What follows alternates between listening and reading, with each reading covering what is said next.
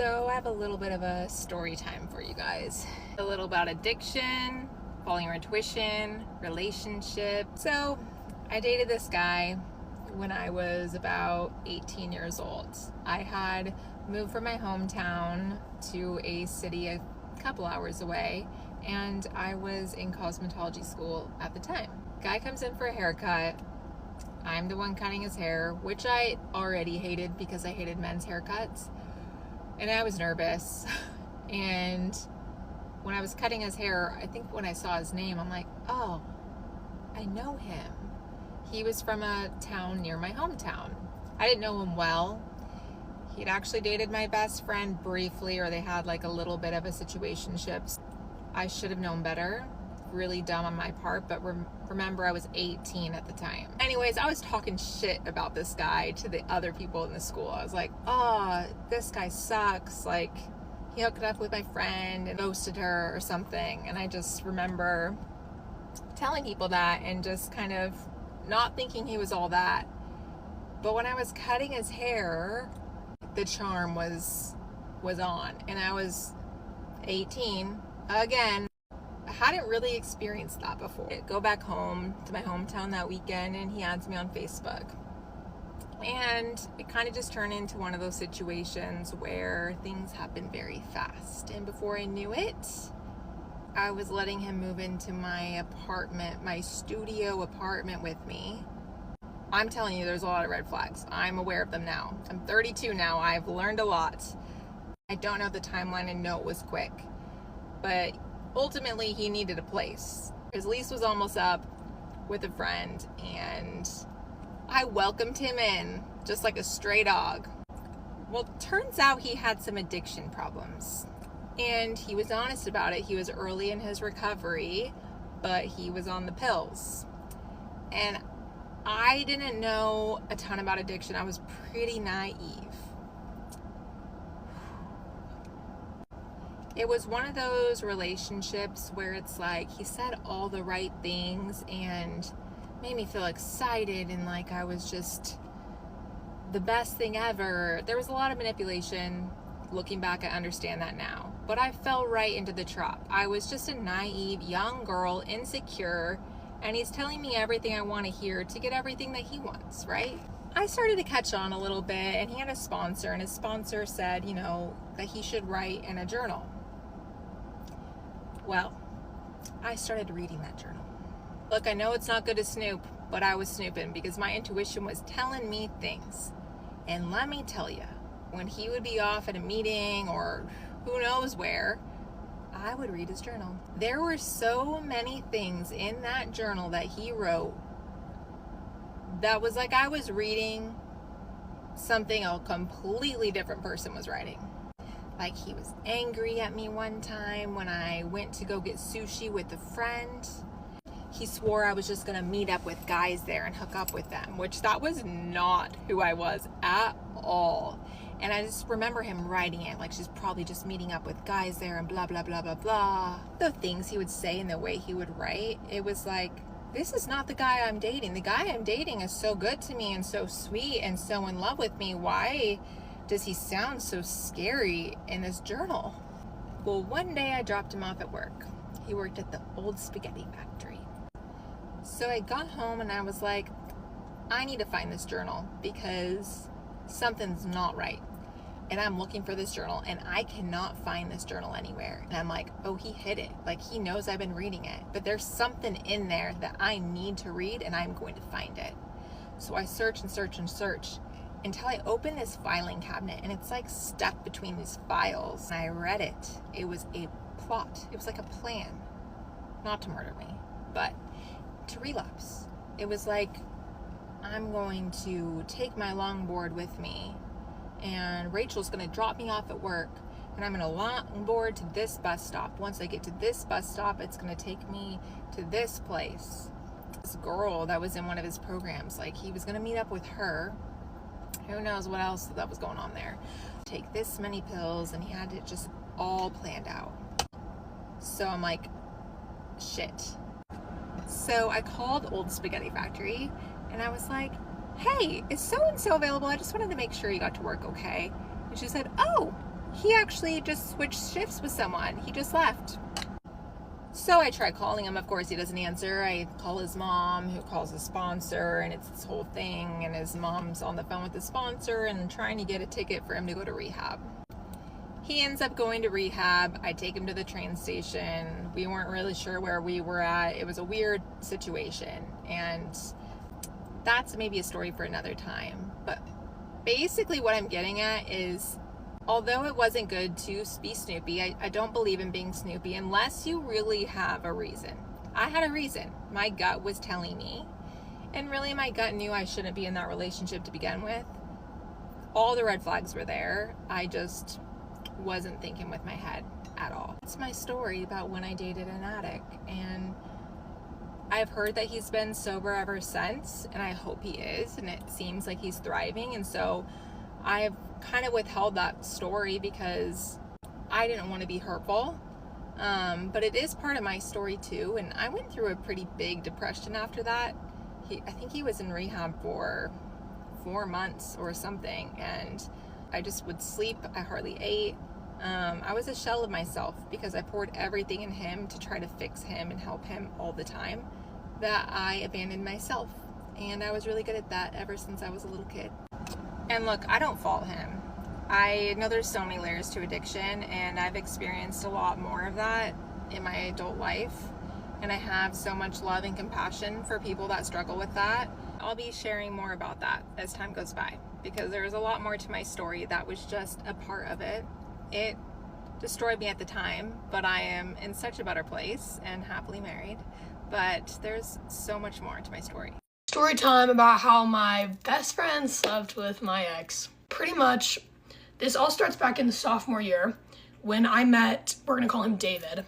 And I met David at school. I took a lot of interest in him when I saw him. I thought he was really cute. We were in the same Spanish class, and I just fell in love with him. He played guitar, and I'm a musician obviously, and I thought that I wanted to marry another musician. I was sure of it. And so guys who did music were really enticing to me because it was such an important piece of my life. There was a lot of things that happened sophomore year that I won't really get into because they're not really relevant to the story. He pretty much just manipulated me the entire year so hard. But I was also pretty mentally ill at the time. I had been going through a lot of things, and so I was just really not in a good place, and I was really vulnerable. I really just fell in love with him. I don't even know if it was love because it was so unhealthy. He was everything to me. He was all I thought about. He was the reason that I woke up every day. We were in the same band at this program that we do, and we also had 2 classes together. So I saw him really often, and I just craved his validation and his acceptance so much. I just wanted him to like me so bad because he's very he's only interested in alternative girls, and I'm look at me, I'm not alternative. There's nothing wrong with being alternative. I think it's really fucking cool actually, but I just don't really think it's my style, and I don't think it could be because of the way that I am. At one point, it was so wrong. It was so wrong. But at one point when he was dating his girlfriend, he told me, he said, and these words haunt me, because it was finally acceptance from him, but in the worst way possible. And so I was just so greedy for anything from him that I just, it meant so much to me. But B, also just because it was horrible to his girlfriend.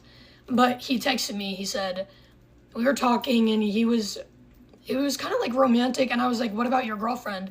And he was he said, and I quote, I've always loved you more than her. Right. I remember just thinking what? I was so happy, but at the same time, it's you can't, I'm the villain, you're the villain now, we're both the villain, this is horrible. So I felt really conflicting feelings at the time, and I was also just so mentally ill back then. I don't even know what was happening. I was doing drugs, whatever. I had a class with his girlfriend, and I tried to be kind of close with her, genuinely not, it had nothing to do with me being in love with him, and everything to do with when I realized that they started dating, it just made me take interest in her, and she's a really cool person. Like, she's really sweet, she's really funny, like, she's one of the funniest people I've ever met, honestly, and I destroyed that relationship with everything that I did. And so I got to, like, actually know her after I was already, like, in love with her boyfriend, and she, like, knew. She's a saint, honestly. Like, I don't know, she should have beat my ass. But pretty much, he texted me that, and so the next day at school, I had a class with her, and I remember sitting there and feeling so guilty. So I just, like, told her, and I felt so bad. But he said those words to me, and then I texted him, and I said, hey, like, I told your girlfriend what happened last night, like, I'm really sorry. And guys, I know you're thinking in your head, like, why would I give a man the time of day if he's doing that, if he's a manipulator? I didn't know. And also, what you have to understand is, like, he understood me in ways that nobody else ever has. We had so much in common, but at the same time, we were so different. We watched the same TV shows growing up, we watched the same YouTubers, we, like, had very similar childhoods, we thought the same way. Like, he just really understood me. So I texted him, I'm like, I'm really sorry. And then he was like, what did you tell her? And I, like, told him that I told her everything. And I said, are you mad at me? And he said, and I quote, Julia, how could I ever be mad at you? After that, the next day, they had kind of, like, done whatever and, like, worked it out. And I remember asking if I could meet him to talk to him because I was just wondering what was going on. So I met him at, I think it was, like, a McDonald's. It was. And we sat there and I asked him, you know, like, what's happening with her? What's the deal? What are you gonna do? And he told me that they talked it out and they were staying together. Here's the thing. Like, that girl, beautiful, wonderful, amazing, fantastic. For her to stay with him, like, he would have had to say, I don't even know what he said, but he would have had to say things, okay? So when he told me that, like, I started crying because, like, I don't know. I was just so in love with him. And, like, at that point, after he had said all those things to me, I guess I just kind of thought I had a chance. So I start crying and I'm, like, sobbing and he just didn't talk. I'm just sitting there, like, sobbing. I'm like, what do you mean you're staying with her? Like, you told me you loved me. So after sitting there for a while and just, like, crying and realizing he wasn't gonna say anything, I just got up and I went to the bathroom for a couple minutes. And when I came back, he was gone. From that point forward, I decided, first of all, I can't do that to his girlfriend. It's not fair. Second of all, he treats me terribly. So I didn't talk to him after that. We didn't have any contact. I'm pretty sure I blocked him on everything. And during that winter, I got a boyfriend. We broke up. That's not really relevant. After me and my boyfriend broke up, him and his girlfriend also broke up at a similar time. And so while we were still in the same band together and stuff, we saw each other all the time. And I don't really remember how it started, but, like, I think we just kind of started talking and, like, we kind of, like, found each other again. And I was like, even despite me having a boyfriend, like, it never changed that I was still, like, so in love with him and so hurt. And, like, I shouldn't have had a boyfriend for a lot of reasons, but, yeah. So after we kind of, like, I guess you could say, like, rekindled things, that's about at the end of the school year and during the summer, and that's when all the bands at that place that we did go on tour. We were going on tour to France for, like, the 80th D-Day anniversary, and so we were kind of talking before that and just kind of, like, hanging out, and, like, I'm sure we made out and, like, all that. It was just, like, I was so glad that, like, he had finally, like, come home. Like, that, I remember thinking that. But to me, he was everything, and I just wanted so badly for us to be together. So we went on tour. While we were on tour, we slept together, and, like, we slept in the same bed. It was a twin bed. He held me the whole night. Like, he told me he loved me, like, everything. That was his first time, and we were, like, 16, and so he told me, like, I couldn't tell anybody, like, not a soul, nobody could know. Like, nobody could know. And I was like, yeah, okay, sounds good. Like, I love you, and that's that. So, France is also where I met my best friend. We're gonna name her Maddie, okay? So I met her in like the rehearsals beforehand and in France, and she knew that me and David were like dating. She knew. She, I think, like supported it. Doesn't really matter. While we were in France, we visited like Disneyland Paris and the Eiffel Tower and everything and all that. And I remember during those times, he was never like by my side.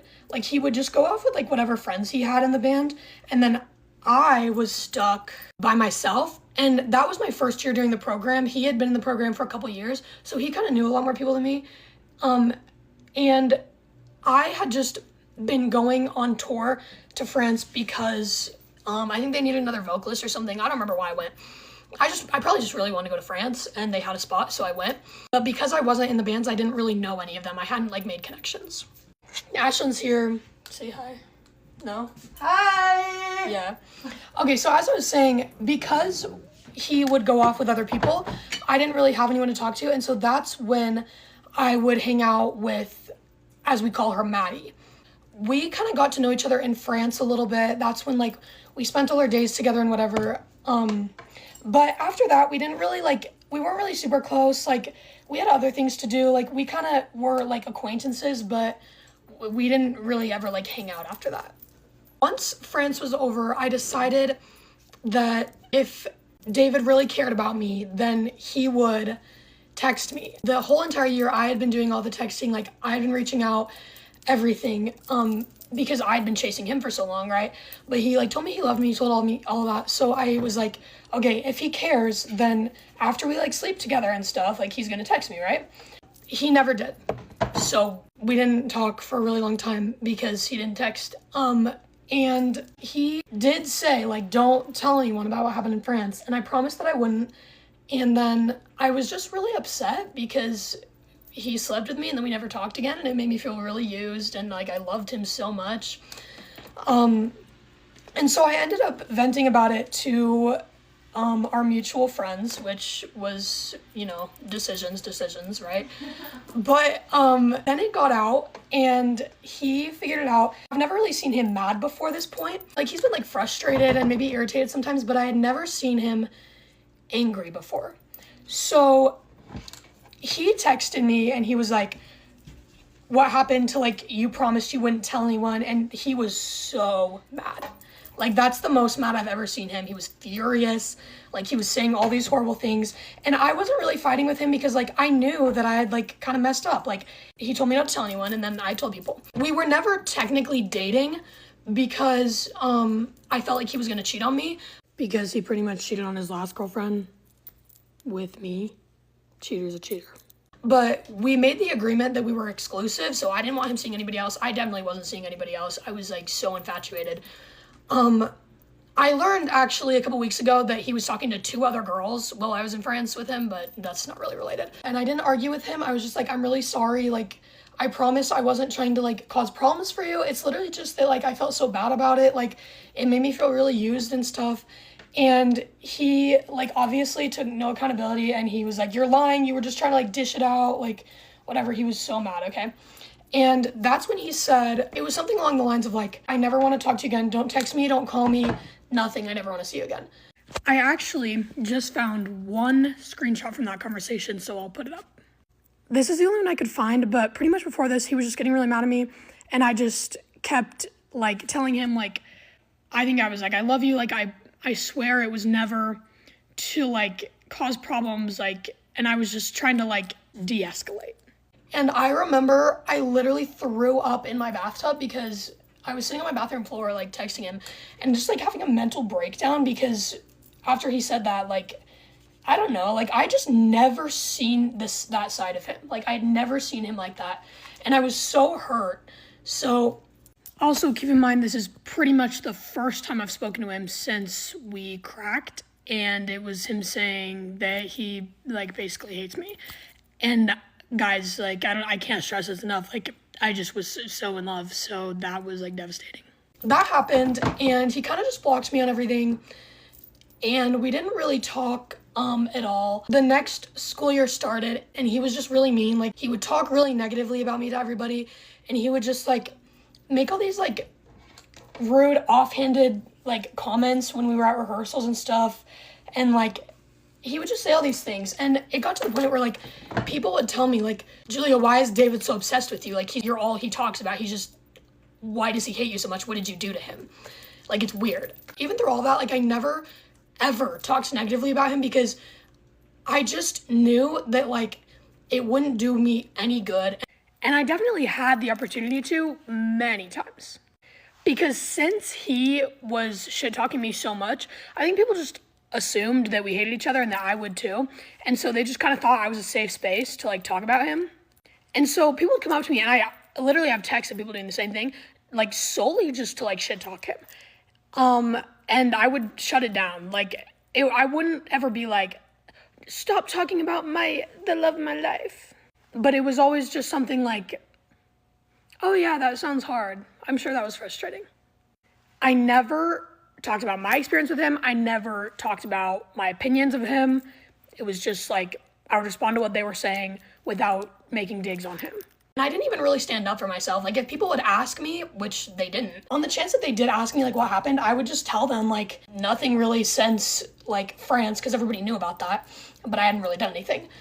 And people would ask him, like, why do you hate Julia so much? And I remember he never really had, like, a reason. They would be like, what did she do to you?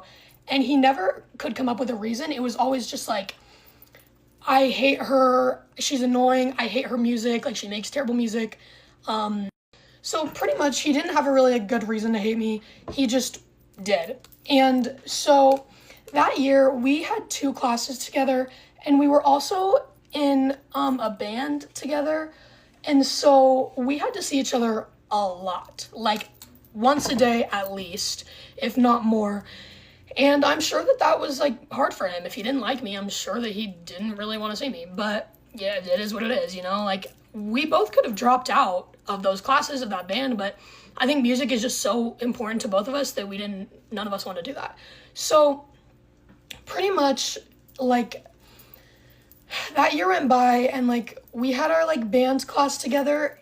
It was really hard, like, doing that. And I told my music teacher, I was like, I don't really want to deal with him. Like, it's really hard, because he would just be so difficult to work with and so mean to me.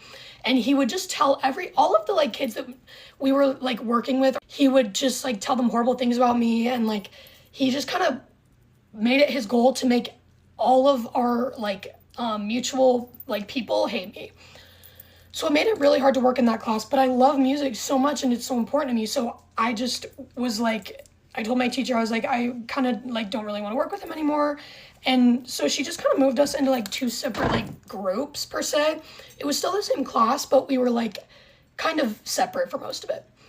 Which, bless my band teacher's heart, and just, like, everybody else who, like, worked with me to actively make the situation less, like, straining on me and him.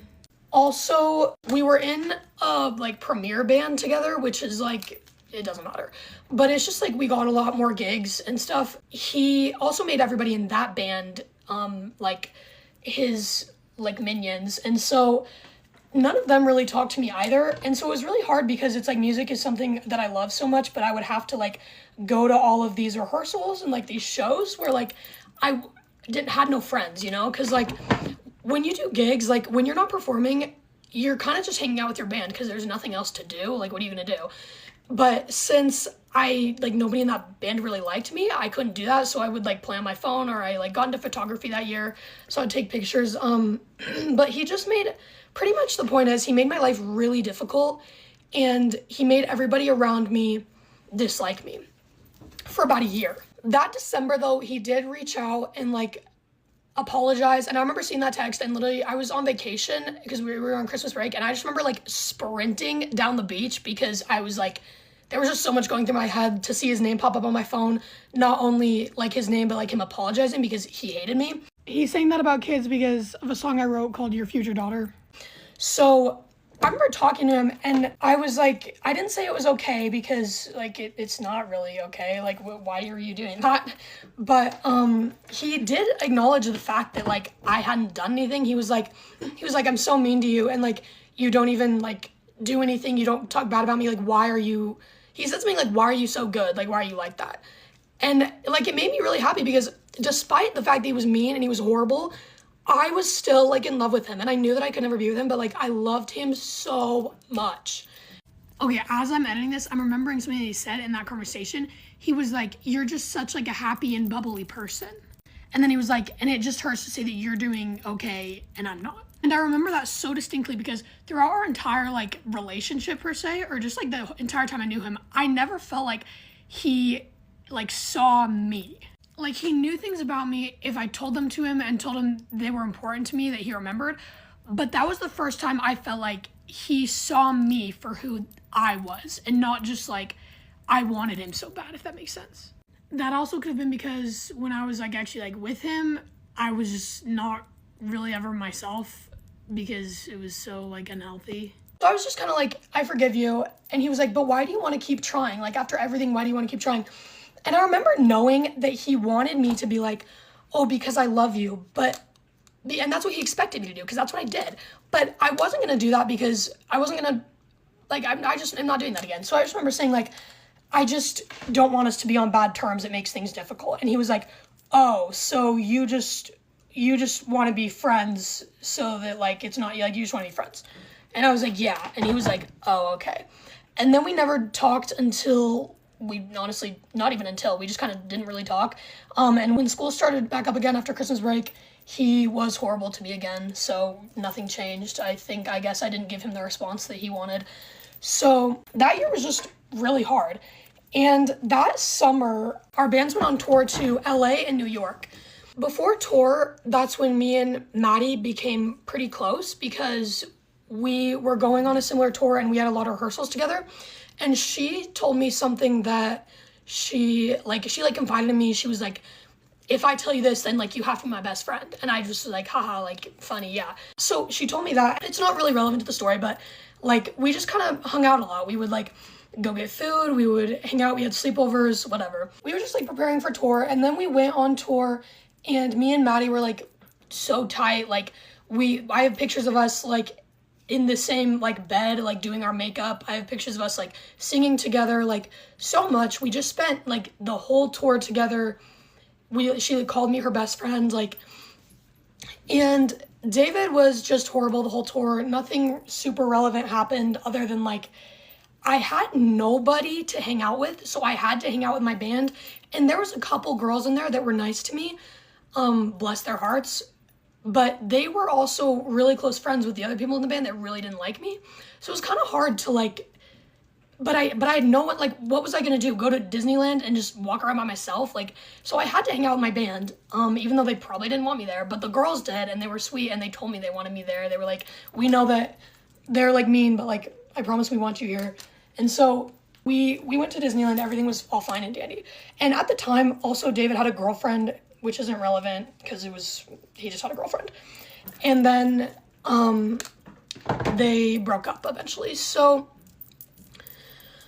during that summer after tour, because we went on tour at like the very beginning of the summer, me and Maddie would just hang out like all the time. Like we went on double dates with these two guys that we were like friends with for a while because they were like pretty close, and then we were really close, and like I like love her parents so much, and so like I would be at her house a lot and just like hang out with her and her parents, and I helped her write songs. I have some knowledge that like she doesn't, and she has some knowledge that I don't, so it was like we were great at writing songs together. Honestly, we were really good at it. She would just like cry to me, and I would just listen to her for like hours and like talk to her about things, and like kind of just, it was just like a like feminine, like we would just sit there and talk and get snacks and drinks. And at the same time, like I would also vent to her about everything that was going on with David because it was like really hard for me. Like, and she also obviously was in the program, so she saw like all of it, everything he did to me. She knew about it, she saw it.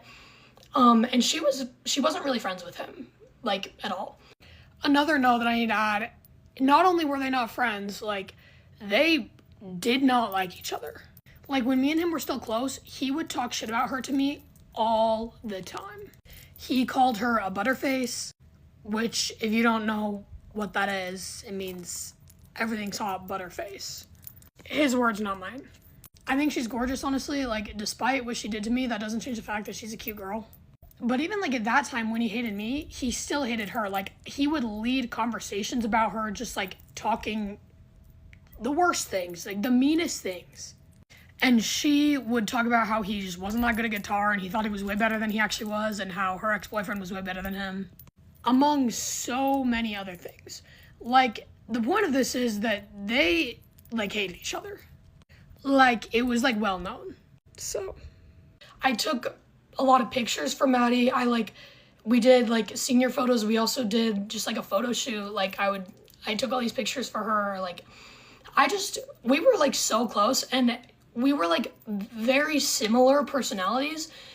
And so we really understood each other, and it was awesome. And it felt like I never connected with someone so fast. Me and Maddie would hang out a lot. And one time we were going to get something from like the band program that we did, me and Maddie, and we went there, and David was there doing some work, and the owner of that place offered me and Maddie to come in and like, he offered us a job, okay?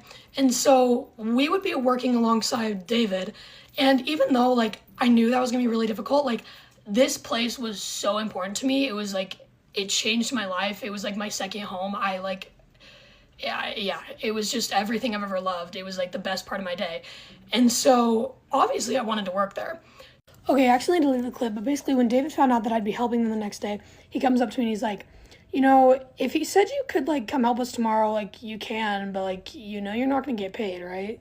So I'm gonna do a series on a Who the F Did I Marry, because I think it's only fair that I get to share my story. Buckle up, because it gets pretty wild, and I'm not allowed to use names, but I will be sharing the story. For purposes of the series, I'm going to refer to my ex-husband as Grape, just to protect myself. I don't really care about protecting him, but I'm going to protect myself from any future whatevers. Me and Grape met when I was in basic training. He was a drill sergeant in my basic training company, and I was a trainee. While we didn't develop a relationship while I was in training, because I knew he was married at the time, after my dad passed away in December of that same year, he reached out to me. He informed me that he and his wife were no longer together, was checking on me, and that developed into some kind of closer relationship. Keep in mind, at this time, I am 19 years old and he is 33. I think that's a really important distinction. I also had just lost my father, who was my absolute best friend, and I didn't get to speak to him from the time I was in basic training until he passed away. And when I got there, he was being put on a ventilator. It was a very sudden death. It was traumatic, and I was kind of grasping at straws at this point. Grape came and visited me Christmas of that same year, right after my dad had passed away, where we developed even further of relations. Mind you, he told his ex, who I assumed was his ex-wife at the time, who he was still married to, that he was going to visit his mom in Tennessee. He came to see me in Alabama, leaving his kids alone, his 3 children alone, for Christmas Day. He drove me to my new duty station at Fort Drum, New York, where he was also going to be PCSing to. Everything moved really quickly. We started speaking in December. He proposed to me in February, and by March we were married. Now, mind you, he didn't divorce his ex-wife until like 10 days before we got married on March 17th, and I thought he was divorced at the time. I also had not met his children yet. I was 19, about to be a stepmom to a 2, 4, and 8-year-old that I hadn't met yet. Also had not met his ex-wife, who was also 33. Keep in mind, I am 19. While I do believe I am mature, I was a teenager. At this point, I didn't notice a single red flag. There's a normal person, things just moved quickly, which part of it was probably me being like, oh my gosh, look at me, I'm my drill sergeant, but also just being vulnerable, looking for a father figure, which sounds disgusting, but that's what it was. I now know that I was groomed and also had some Stockholm syndrome. Like I said, everything was normal. He came to Fort Drum, I want to say like end of February of 2021. He had PCS there. We were living together, engaged, and we got married very shortly after. I also want to add in here, I am 6'1", he is 5'5". Don't remember when the first red flag kind of appeared, because I had never been in a relationship with someone of this age, so I didn't understand what was normal and what wasn't. I think at this point, we're probably 2 weeks into marriage. Mind you, we got married March 17th of 2021. This was probably 2 weeks into our marriage, and I was feeling... So at this time, he had broken things in my home already. He, would yell at me, tell me I wasn't allowed to wear things. I wasn't allowed to be friends with people on Snapchat, Facebook, male people specifically. I know now that it's because, and I don't say this with any kind of egotistical background, I was way out of his league, and I was also a child, so I don't know if he felt cool or whatever. Anyways, let's just get to the point. But like I said, he had broken things in my home. He had hurt my dogs. We had 2 dogs at the time. And I know all of it was to intimidate me, scare me. And so I left these notes on the door. I'm going to read them. There are sayings I should never have to ask for. I'm your wife and you should say you love me. Show it. If this is too much to ask, if respect is too much to give, I am not important enough to you. You will not get mad at me for asking these things in return. I do the same for you. Everything I ask of you, I also give. How you react to this will determine where we go from here. I know you have it in you to be better. I have seen you try before. Put your pride down and listen to me. I am giving you the answers. I love you. It gets worse. I also want to add that this is pretty embarrassing now looking back, but I was essentially stuck in this situation. Things that will happen, I will not allow anymore. I'm your wife, you're equal, and I will not accept anything less than I deserve. Actions have consequences. You are an adult. You will not insult me and tell me you will cheat on me ever again. You will take me seriously. My happiness is not a joke. You will not threaten me with anything negative. You will never ever punch or kick the dogs ever again. You will not make jokes about finding other women attractive, anything. You will not compare me to his ex-wife. You will not blame me for everything that goes wrong. You will not take my opinions and feelings as arguments. You will not leave without saying you love me because that is important to me. Mind you, I just lost my father. You will not make me feel bad for being too tired for... He used to coerce me and make me feel bad or start an argument, or worse, keep me up all night until I would give in to having, relations. Never joke about grape ever again. He used to make jokes about graping other women, graping me, thinking it was funny. You will not drive like an idiot out of anger. You will listen to me when I talk and get off your phone. During arguments, he would either be on his phone or ignore me when I was speaking. And it wasn't so much as arguments, it was me sharing my side or my opinion or how he was making me feel. And he would just disregard anything that I was saying. When I say he had broken things off the walls, I mean he had like thrown picture frames everywhere, baby gates, TV stands, broken things that I loved, stuff for the dogs, that kind of thing. Mind you, all of this is within 2 weeks to probably 2 months of being married. I'm kind of going to continue the story, why I didn't report it or do anything in the first place. One, it's important to note I was 19 years old. I was really immature. And I was also a stepmom to kids that... My one thing is I always wanted to be a mom, and I feel like it was easy to exploit that part of me. Also think it's important to note he was a staff sergeant, I was a PFC, he was a military police officer, and I was just a nutritionist. Also, I think it's important to note the embarrassment factor. I had just gotten married. Everybody in my unit knew that, and how embarrassing would it be to be like, I need to get an annulment, or I'm getting a divorce. Now, I say that as how I was thinking then. I'm saying this now, if you are in that situation, it's not embarrassing. It's actually more embarrassing now, 5 years later, realizing that I stayed this long. That embarrasses me the most. Like, it's embarrassing to me now to come out with this story and sharing the things that I'm sharing, the things that this man did to me. That's embarrassing. What wouldn't have been embarrassing is leaving the first time. This is now extremely long, so I'm going to move to a next part. I'm going to skip through a lot of it because it gets so much worse within the last year or two. Do you guys want to hear about my nightmare of a fucking shift yesterday? Cool, because I want to talk about it. Don't look at my hair, I just woke up. Okay. Started the shift? Perfect. Didn't have to go until 5. Usually that means you're a closer. But my sweet angel of another bartender was like, hey, I'll actually close tonight. Don't have to go until 5 and don't have to close. Sort of a perfect shift. Tables were great. We were rocking. We were rolling. We had a little happy hour pop. Like, all the tables were so nice. So great. These 2 men come in. They have a dog. I don't ask questions. I'm like, obviously it's going to be a service dog, because why the fuck else would you come into a restaurant knowing damn well you're not allowed to have a dog if it's not a service dog? So I am minding my own business, because also I don't think that's my place to ask if it's a service dog or not. Like, I don't own the restaurant. Like, I don't know. I did see it jump up on the table one time. I chose to ignore that. And every time I would go over and ask if they wanted like another beer, he was like nudging my hand, like, because he wanted pets. So like I was like, in the back of my head I was like, this probably isn't a service dog. But again, not my problem. Like, he was not barking. He wasn't, like, getting in people's way. So I was like, he was, like, tucked under the table. So I was like, okay, whatever.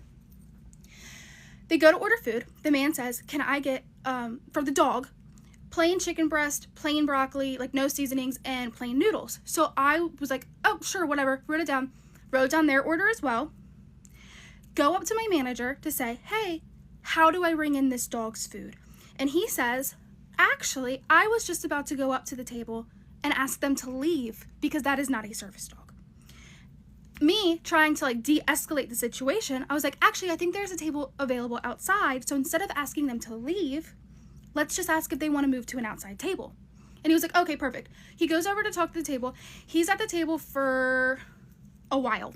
I have not rang in the food yet because I'm thinking, what if they leave? I don't want the kitchen to have to make food that they're, like, and also if they move to an outside table, I'm like, okay, I'm just going to give that order to that server because I'm just going to transfer their check to the outside table. The man is arguing. Apparently it is a service dog. He doesn't have any of the certifications. The dog is not wearing a vest. So whatever. So finally, I guess my manager was, I guess he pulled up the certification on his phone. The manager was like, you know what the fuck ever. I don't care at this point.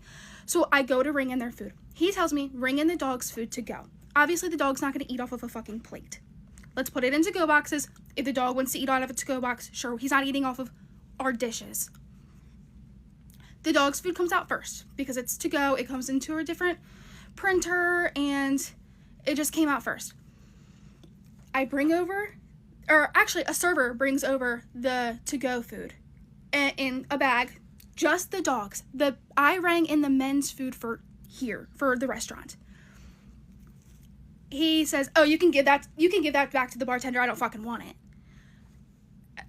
So the server brings it over to me and she's like, just handing it to me like, I don't know what to do. So I bring it back over to the man and I'm like, what's the problem? And he was like, you know I didn't order this fucking, this is exactly how he's talking to me. You know I didn't order this fucking to go. I don't want it. Keep it. And I was like, this is the dog's, first of all, every one of my coworkers knows I don't give a fuck if this is my job. No man is gonna talk to me like that. I don't give a fuck. I will talk to you right back like that.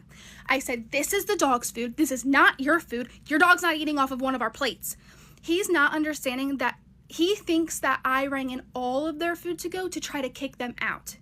And I keep saying, this is the dog's food. This is the dog's food. He takes the food and he goes, here. And like chucks it at me. And I said, it took me a second. And I'm literally shaking thinking about this because like it takes me a second and I look at him and I chuck it right back and I say, you're paying for it. I'm not taking it off of your tab, so you might as well fucking keep it. And as I'm walking away, all I hear is this dumb fucking bitch, this dumb fucking bitch. And I turn back around and I look at him and I say, excuse me? I said, this is not your fucking food. This is the dog's food. Your food is for here. I'm getting heated just thinking about it because like, who the fuck are you to talk to me like that? Also, open the fucking bag and see. Obviously, it's 2 little boxes. Obviously, that's not your fucking food. This is not your fucking salmon and your fucking scallops, stupid fucking idiot.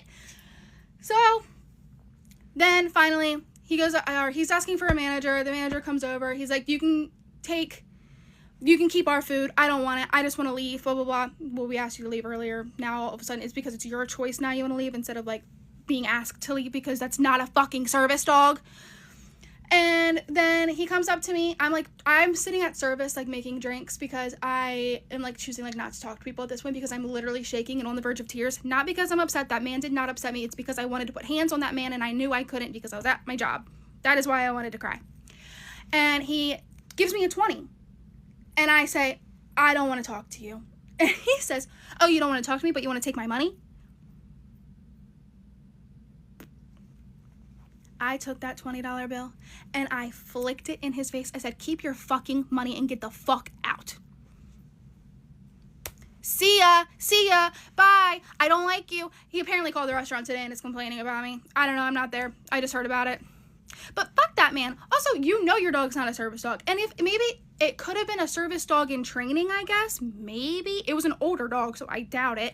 But have your certifications on you. And don't be fucking rude to your wait staff. If you are like that to your wait staff, fuck you. And fuck that man. That's all I have to say. Goodbye. So I feel like enough time has passed that I can share this without bawling my eyes out. It is about a particular credit card company. I will not be sharing that name because I don't want to get sued. But if you happen to comment the name of the credit card company and I happen to like said comment, technically, I'm not telling you, right? Some people might be on my side on this and some might not be, but that is for you to decide. So long story short, or short story long, back in 2022, I took out a credit card. I am married. I took out this credit card. My credit was pretty good and the limit I think was like $10,000. And things were going well financially, and then things were not going well financially. My husband loses his job, and from that moment on, things just kind of started to snowball, you know. At one point in time, it was either, do we make the credit card payment or do we buy diapers? Do we buy wipes? Do we pay the car payment? You know, at some point, the credit card got put on the back burner. And my husband had 3 credit cards at this point. One for like $500, another for like $1,500. Actually, I think those were he only had 2. So we ended up doing a debt consolidation type thing.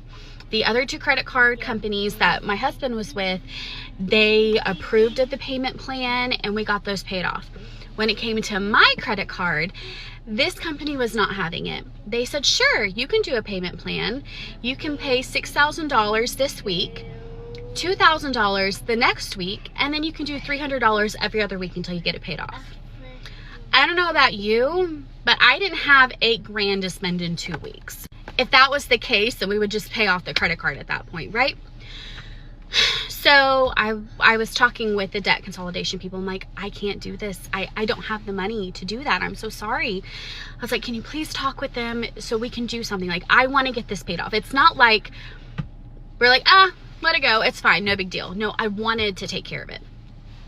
Fast forward to this year, or 2025.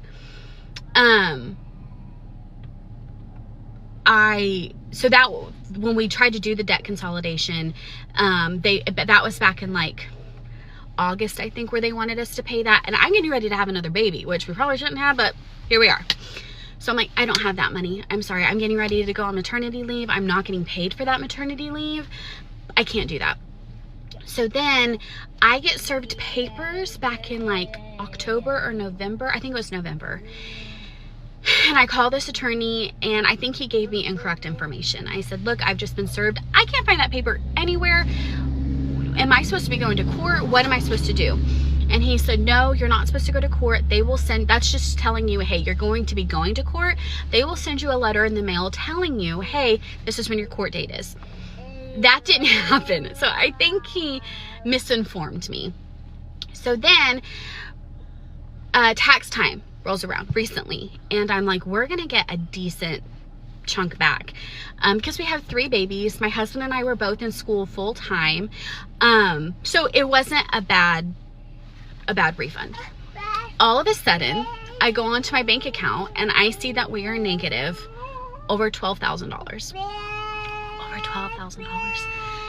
So I'm calling the bank, freaking out, and they're like, it looks like there was a garnishment from this credit card company. So I'm like, what the heck? So I'm talking with the manager at this bank. She said, call this attorney. And they're really good about letting you do a payment plan. I'm like, great, because we're getting ready to get our tax refund and it's going to eat all of that up. So I call the attorney and he's like, I'm sorry, I don't know what to tell you. Like, he was such a jerk. I'm bawling. And I was like, I have 3 children. I have 3 babies that I have to take care of. And our paychecks are just going to get ate away as well as our refund. And he's like, and I was like, can I please do a payment plan? I was like, I've tried to do a payment plan, but nothing works. Can I do a payment plan? He's like, no. He said, you can wait the 30 to 60 days for this garnishment to end. Then we can talk about a payment plan. And I was like, are you purposely wanting, like, the timing is just crazy. They purposely did it hoping that people like us would get a refund and then they could just eat the whole refund, which is exactly what happened. And what's frustrating to me is, again, we tried several different times to do a payment plan. And it's not like we took this credit card out thinking, oh, we're not going to pay it. No, life happens. Life happens. And it happened hard, very hard. And we tried doing payment plans 3 separate times and they refused. And the guy was just a massive jerk. And I called my manager back. She said he wasn't going to let you do a payment plan. They always let people do payment plans. I'm like, no, he wouldn't let me. So our entire refund that we were going to use to like catch up or buy our children bunk beds, like there's all these things that we had, put money back into savings, like these plans, you know, and no, it got ate up. So that was really discouraging, and it's really frustrating because I guess this company is known for doing that. And they don't care that families are already struggling as it is. And it, like I said, it's not that I was going to be like, oh, we're not going to pay. I tried several times, but they were being very unreasonable. And if you were somebody that has $8 grand to just take care of a credit card payment, good for you. We're not. So I'm done crying about it now. Like, I'm complaining about it. I'm not done complaining about it, but I'm done crying about it. But so do research on the credit card companies that you use, because it could go very badly. I'm bored, so let's talk about the worst date that I've ever been on that was so bad it made me go on a 2-month dating hiatus because I was so shocked by the audacity of men. Anyway, I am doing this blind date party. There are 15 guys, 15 girls. We're all randomly assigned. I'm assigned with this tall guy who's like country, so it's like, oh, I love a tall man. And he's country, like he's gonna have manners, like it's gonna be totally fine. Like at least will be like a fun story. And it is a fun story for everyone else. Basically he picks me up and he's 15 minutes late, which is fine. I am chronically late. Like I have horrible directional skills. Like I'm so directionally challenged, like it's bad. And I fully know that and I'm working on it. But he is too. So I'm like, that's totally fine. Like I get it. So everyone's left. He comes and picks me up and he seems nice. And I love a chivalrous man. I don't know if that's a word, but I love it. And we're walking to the car and he's walking to the passenger side of the car. So it's like, oh my gosh, like he's gonna open the door for me. I love this. I love it. He swings the door open, grabs a pile of stuff off the passenger seat and literally chunks it in the back and just walks off. It's like, oh, like, thanks for opening the door. And I hop in the car and then I shut the door. And I'm like, okay, like he's probably nervous. Like it's totally fine. Like not a big deal. For context, this was an hour and a half. So we are at the house. The guy picks us up, takes us on a date. And an hour and a half later, we are back at the house for like a girls' night kind of thing. And the guys were supposed to have a plan for the date and execute that plan. And every other guy did. We start driving. And he doesn't say anything. So a minute goes by, a minute or two, and I'm like, so, like, where are we going? He says, I don't have a plan. So, okay, that's totally fine. I was like, are you thinking, like, activity? Are we thinking dinner? Because it's, like, 7 o'clock, I think, at this point. He's like, I don't know, I don't care. And I was like, okay, let's do dinner. He's like, all right, sounds good. I was like, so where do you want to go? Like, do you have any favorite places? Like, I'm super open. And he was like, I don't go out to eat. Okay, that's totally fine. So we're driving by and I see a Mod Pizza sign. So I was like, oh my gosh, like there's a Mod Pizza. Do you want to go there? And he said, that would require me to turn the car around and I'm not going to do that. I was like, okay. Like I see how this is going to be. So I'm kind of ready to go home at this point, but the date just started. We're driving and we finally decided on a Mexican restaurant because he did say no to all of my other ideas. So we end up at this, like, deciding on this Mexican restaurant. We're driving there, and I say something that is apparently a little dingy. Like, I don't even remember. It was so insignificant that, like, I have no clue what I said. And he looks at me and he's like, kind of blonde moon, aren't ya? And I don't like that joke, but I was like, you know what? Like, I'll play along. It's totally fine. Like, I just met this guy. And I was like, oh, like, not even a natural blonde. And he said, yeah, it's all that bleach getting to your head.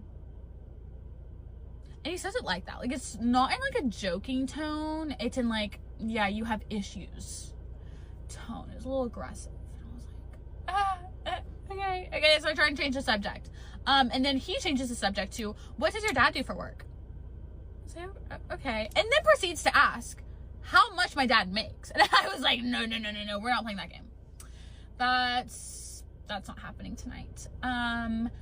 Then, again, he's like, you're having a blonde moment. I was like, no, I'm not. On this date, like, let's just jump forward for a second. He tells me 7 times. 1, 2, 3, 4, 5, 6, 7 times that I'm having a blonde moment. And it ends with an argument.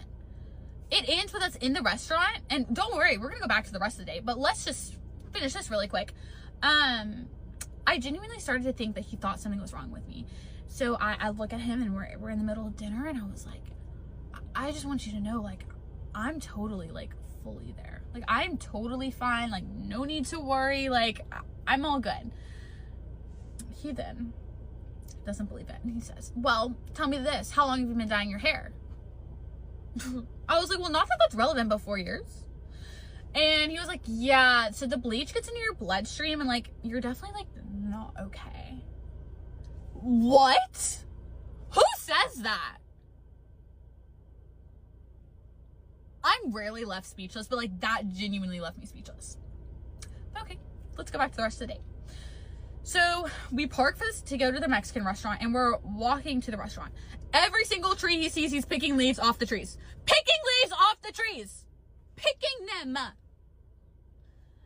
I was like, okay, but, like, we all have our things. We all have our things. Like, who am I to judge? Like, that's totally fine. I have my things. Like, it's okay.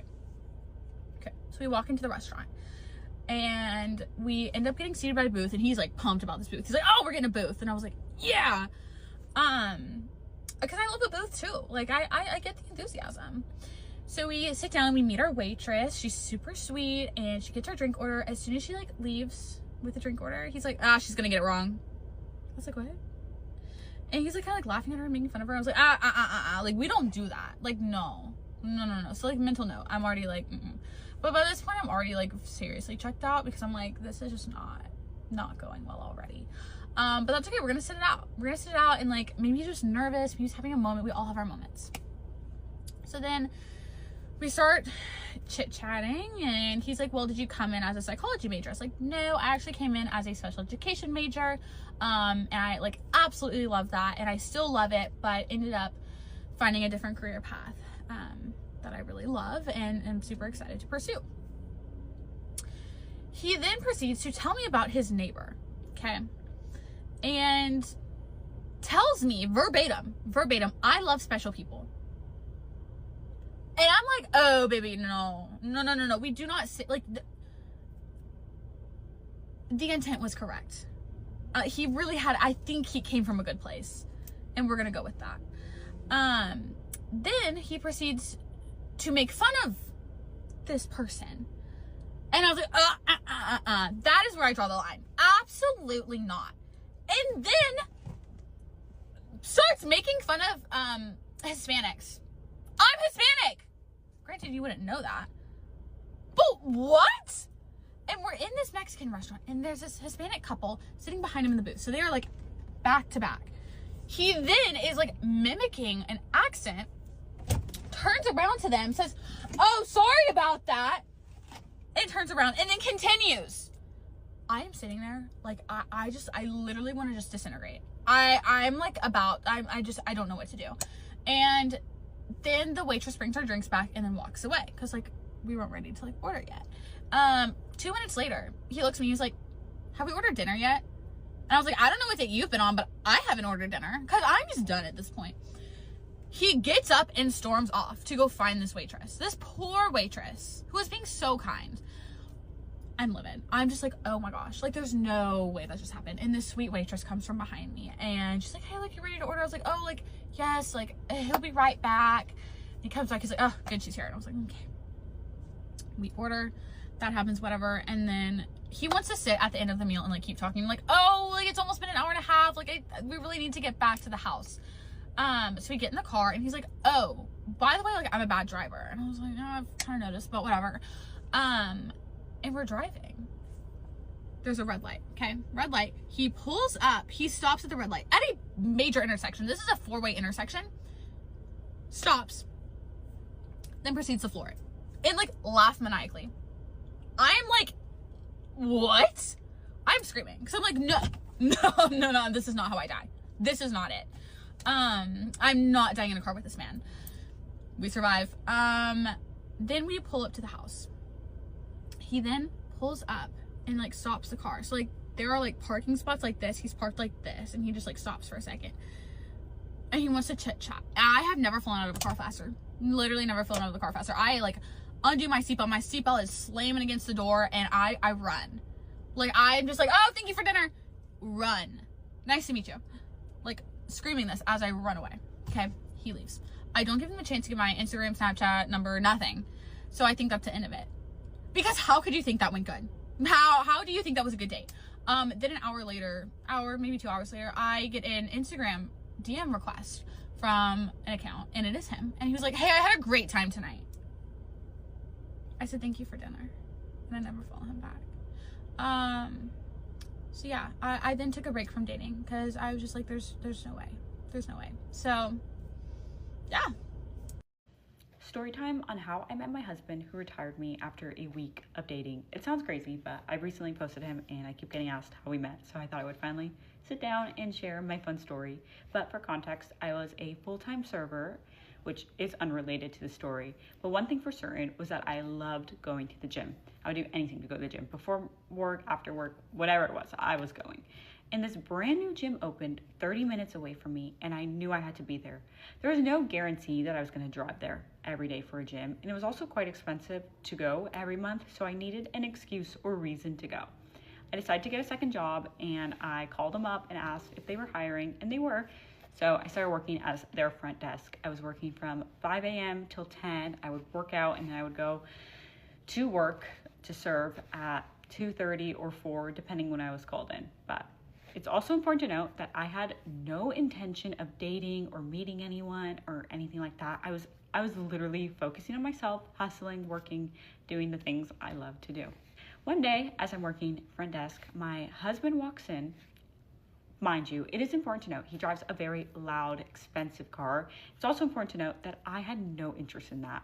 People like to make like little comments like that, but in no way was I interested in this man based off what he drove. I honestly thought he was quite arrogant. Also, he would walk in, rush past me. We didn't really speak until one day he found out that I run a meal prep company.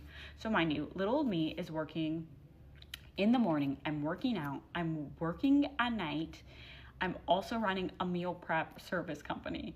And he was interested in the meals. It was such an innocent transaction. We really only spoke about that, and somehow that little conversation or interest in my meal prep brought out so many more conversations. We started talking every single day.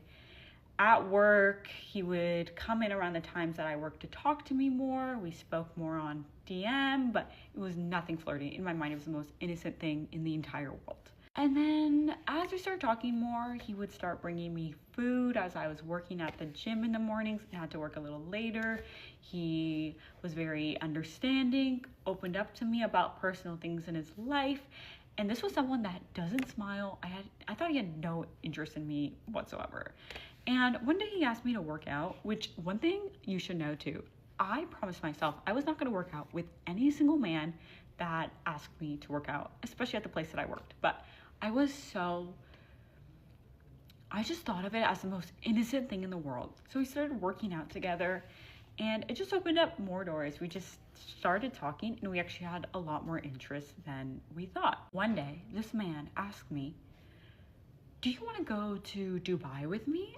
I was like, yeah, let me go tomorrow. Like, no, I'm not going to Dubai with you. I don't even know you, and I have to work. He asked me out the blue, he says, well, how much do you make a month? And I told him how much I made, honestly. And he said, he literally looks at me like, that's it? What do you mean that's it? My job's working 2.5 jobs, 2 jobs and my meal prep service. So he decided to take that weight off me and give me the option to no longer work, and he would match what I was making a month. And I know everyone's gonna be like, oh my gosh, you gave up your life for a man. I was hustling, and it was a lot. I've been working since I was 14, mind you. So when he brought up this shiny idea, I thought about it, okay? I think anyone would think about being offered something like this. I had to think about it, and eventually I agreed to it. So I wasn't completely not working. I was basically working for him and just helping him with what he needed to help so that we could travel and do things together and get to know each other. So we weren't even officially dating. I know I sound crazy, but I ended up marrying him, so it works out. But Looking back, I was pretty crazy for just saying, yeah, sure, but also we got married 8 months after. I wanted to throw that in there, but that's a whole different story time. And I also want to note that you should never give up your goals and dreams for a man or for anyone. And I want to make it clear that me agreeing to this decision, I have had more free time to focus on myself and do the things that I love. So I just want to throw that out there, that money is not everything. You need to find a loyal, providing, sweet man who only cares about you and not liking random girls' photos on Instagram or whatever they're doing. I don't know. I just know that dating is really hard and money is not everything. A provider man is. So I just wanted to put that out there for any young girls that may be watching this and is like, well, I need a rich man. No, you need a man that puts you first and wants to provide. So that's all I wanted to say. Okay, I'm already like starting my makeup, but this is a story time about the worst double date I've ever been on in my life. Okay, there's this guy, let's call him John. And I had this like function one time, and basically like we got each other's Snap, whatever. Okay, he's calling me pretty, all this stuff. That night, we get each other's TikToks, Instagram, whatever. Cool, I wake up blocked on everything. I was like, okay, cool, like whatever. 3 months later, he adds me back on Snapchat. He had never blocked me on Snapchat, but he hadn't added me, but he had blocked me on everything else, which was like really weird. So anyways, so we're snapping for like a couple more days, whatever, and I don't bring up the fact that he blocked me. He didn't either, and I was like, okay, like weird, but whatever. I don't like care about this kid enough to figure out like why he blocked me. I don't like care. I don't care. It's like not I don't really care that much. So I was like, it's not even worth it, whatever. Couple days after us snapping again, blocks me again. Okay, right, okay, now I'm annoyed. Once again, not that deep. Third time he comes back, he unblocks me on Instagram and slides into my Instagram DMs, and he's like, I don't do this, but I'm gonna whatever because like I like you, whatever. Not like me, but like he thinks I'm pretty weird. I'm like, okay, I'm annoyed, but whatever. And I'm like, why'd you block me? And he's like, I'll tell you when we go on a date. Okay, great, right. So we're snapping, whatever. He proceeds to tell me he wants to take me on a double date. I get my friend, we're gonna call her Kayla. I just don't really want to disclose people. So I'm like, Kayla, you want to go on this double date with me? Mind you, Kayla's my like friend who literally would do anything with me, so of course she says yes, whatever. And he's like, okay, like I've got a guy, whatever. A couple days later, like 2 days later, he's like, oh, the guy got grounded, he can't go out. Okay, whatever. He's like, got a new guy. Oh, okay, wait, this guy got injured, so I have a third guy. Day of, we have a third guy. Okay, whatever. Again, like Kayla's just along for the ride, I'm just along for the ride. Like this, none of this is that deep, so like it doesn't really matter who it is, and it doesn't really matter because I'm probably gonna end up like blocking this guy or like not talking to him at some point anyway. Okay, we're gonna call the other guy Mike. Okay, so John picks us up in his car and whatever, it's all chill. We're on the way to the domain and we're like talking and it's like really cool. I'm like vibing with him. I'm like, he's cool, like whatever. And he's like talking about his interests and stuff and we're all like chatting. It's really chill. Like the other guy's really cool. John's really cool, whatever. So I know the blocking thing was a little weird, but he seems fine. We eat, we shop, whatever. And he's like kind of bullying Kayla, John. And it's kind of like weird, but like, and like Kayla's kind of annoyed, but she's kind of just like, you know what, like whatever, like I'm here for you. Like that's the thing. Kayla was just like along for, you know, doing this for me because she's my queen. So whatever, it's chill. Then they're like, basically like, can we like come inside? Like they take us back home and they're like, can we come inside? And I'm like kind of want to say no, but like whatever, it's fine. I just basically say like, we all need to come to my room because I don't want to do this thing where we're like splitting off and like, that's weird. Okay, great. Mind you, Mike, the other guy, has been like kind of nonverbal the whole night, so I'm like kind of surprised when we come to my room and he starts talking, and they're all talking and it's all chill. So we're all talking in my room, and at one point faith gets brought up. So I find out that Mike like is not really strong in his faith because I can tell that he's kind of like, I don't believe in church. And I'm like, not Mike, sorry, John. So Mike is really strong in his faith, and Mike's like asking me questions about like where I go to church, whatever, and like why I don't like mega church, all this stuff. So anyways, so finally we get to the point where I ask John, why'd you block me? So he takes me out in the hallway because he doesn't want to say in front of them for whatever reason. Kind of embarrassing, but okay. So I'm like, okay, we go out in the hallway. We're out there for like 6, maybe 7 minutes, and he's basically just explaining to me that his ex is crazy, and he was on and off with his ex, which is why he unatted me and stuff, and like egg his house crazy. I'm like, okay, like whatever. Like, sure, I'm gonna give you the benefit of the doubt because I know some girls are crazy, but I don't really believe you, but okay. So anyways, so he's like, yeah, I was on and off with my ex. I was like, okay. In my room, and Kayla is looking at me like, and I'm like, what? I'm like, what could be the problem? So I'm like looking at her, and I'm like, okay, like, you know. And finally, Mike is kind of like, oh, we need to go. And I'm like, okay. Like, as soon as I walk back in the room, like, okay, cool. So anyways, so they walk out the front door. John gives me like a side hug, okay, whatever, and Kayla's like, we gotta go upstairs because there's like a window and they can like see us if we were to like start talking. So she's like, we gotta go upstairs. So I go to my room and she's proceeding to tell me that apparently John's this like crazy freak. Mind you, this is relevant because I have explained to John before that like I'm not down to like up, like we're not doing that. Like I'm not the like, yeah, we're not doing this like hookup, anything pertaining to that. No, I'm not that girl. Okay, I'm not gonna be that person. So point being is I had made it very clear that like I was not down to like be, you know, freaky or anything like that with this guy. And so whatever, and he had told me many times, he's like, that's not what I want from you, like whatever, like I just want to get to know you, all this stuff. That's what they all say. Smiley's like, yeah, he's this big freak, and like all he does is like talk about sex, and he's had sex like so many times with his girlfriend, and apparently like he and his ex-girlfriend used to have sex like every single day, and like they went through like 3 packs of birth control in like a month or something like that, like so like some weird stuff. And I'm like, okay, like again, this is really weird, but I'm like, you know, this is not someone that I like really want to date anyway, so it's not that big of a deal. But it gets worse. So the night progresses and Mike tells Kayla, because they're like chatting or whatever, Mike tells Kayla that on the whole car ride home, John was talking about how he wanted to the entire zodiac star chart and that he had like a certain amount like already blocked off. And I had said like, oh, like I don't want to like have like do anything with the guy, like whatever, because like I'm like saving myself to marriage, like whatever, like it makes me uncomfortable, like guys pushing my boundaries, whatever. And he told Mike that I just haven't been touched in the right places yet. Okay. So this just progressively gets worse, right? Okay. So about 2 days later, so I block him that night because I'm like, oh, that's some weird stuff. So I like block him that night. So anyway, so I block him that night because I'm like, oh, so now I'm uncomfortable. Like you had told me like this is like not gonna be something weird. And before Mike told Kayla all this, literally right before that, he had texted me and he'd be like, I hope you know, like, I don't want anything physical from you. Okay. Right, so 2 days later, Kayla finds out from, like, mutual people that know John that the reason he just broke up with his, like, ex-girlfriend or whatever, like, the reason that they just, like, got a relationship or whatever, is because he cheated on her in a threesome.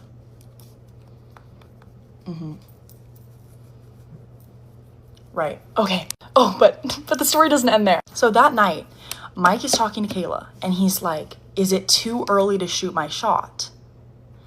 And me and Kayla looking at each other like, are we talking about Kayla? Like y'all just went on like a date, whatever. No, he's talking about me. Yeah.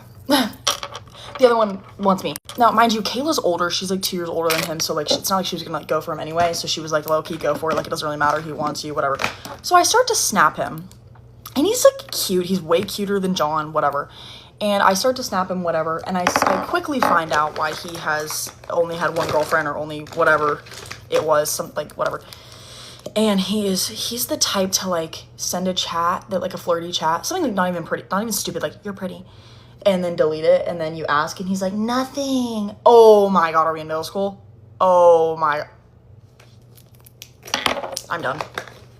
Anyways. And then I basically told him that at one point, this was like a week or two later, or like a week later after we were snapping for like a little bit. Because again, like I'm not trying to date you. He's also going into like something military. I told him, I'm like, he made some comment about my sister wanting to seek attention. And I was like, oh, you don't get to talk to my sister like that.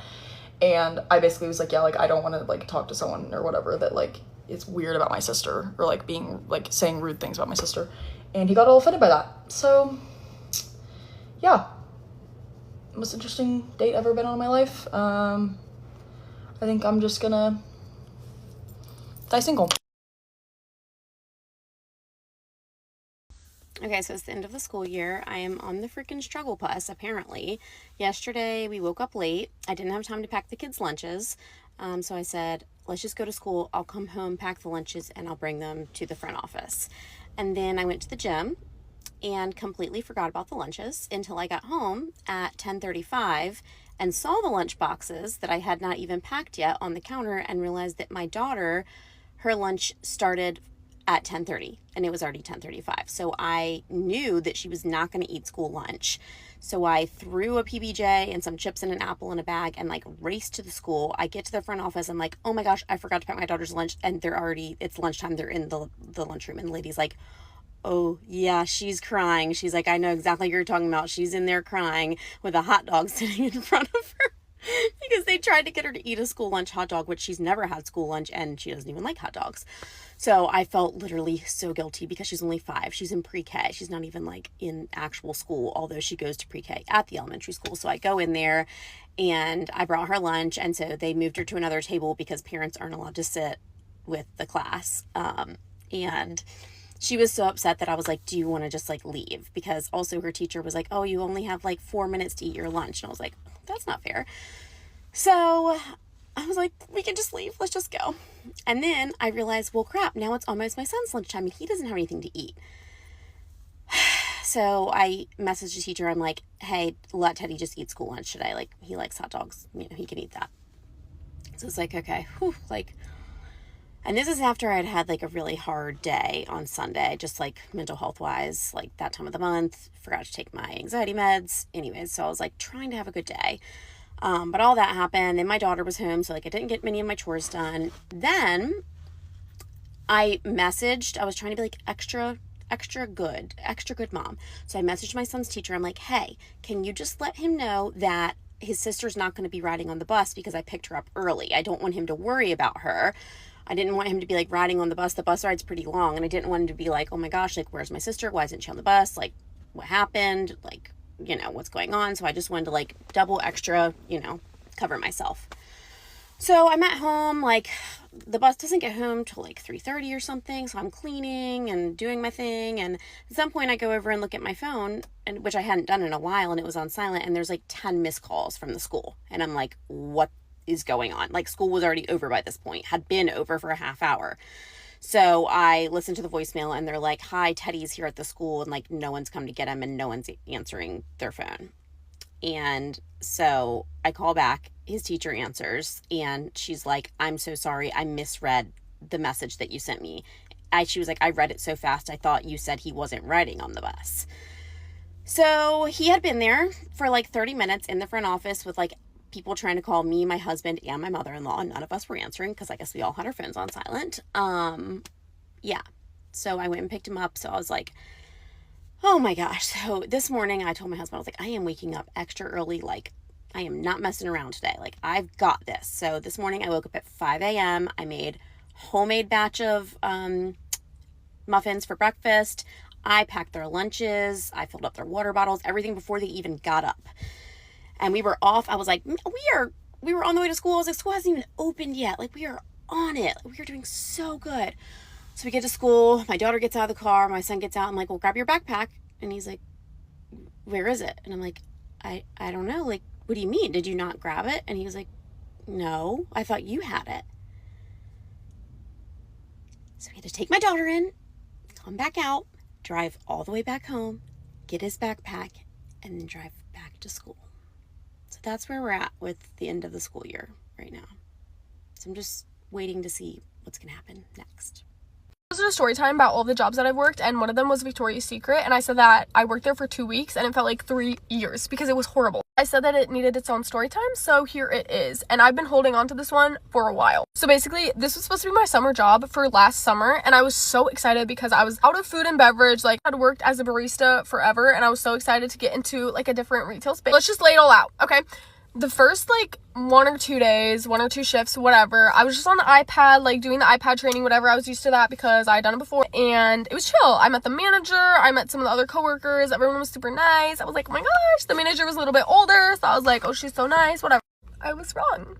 Well, after the shifts with the iPad training, I had literally 2 shifts of like actual on the floor with somebody else personal training, okay? So I think like one half of one shift was the register, which I feel like I picked up pretty easily, common sense, like that was fine. Then it came to all the bras. Tried on all the bras, and like I got fitted, and I was like, ooh, I love this, like it was fun. And then I was like, wait, I don't know where anything is still. Like by the time I was done training, I didn't know where anything was. Like this store was a Victoria's Secret and a Pink combined, and I didn't know what was going on. Eventually, like, I kind of started to get used to it because they had me, like, do a bunch of go backs, or I was putting a bunch of bras back, whatever, and I was like, okay, I can do this. So I'm trying to have an open mind, even though it's definitely a lot, and the manager is kind of already being mean to me. She's kind of just, like, always on my butt, always telling me everything I'm doing wrong, and, like, I can't do anything right. It's, like, it's already happening, but I'm like, you know what, it's fine. Like, I'll just get the hang of it. I'm sure it'll, like, click eventually. It's, like, she'll flip a switch, and she'll, like, really like me, and then once I do something wrong, it's, like, I cannot do anything right.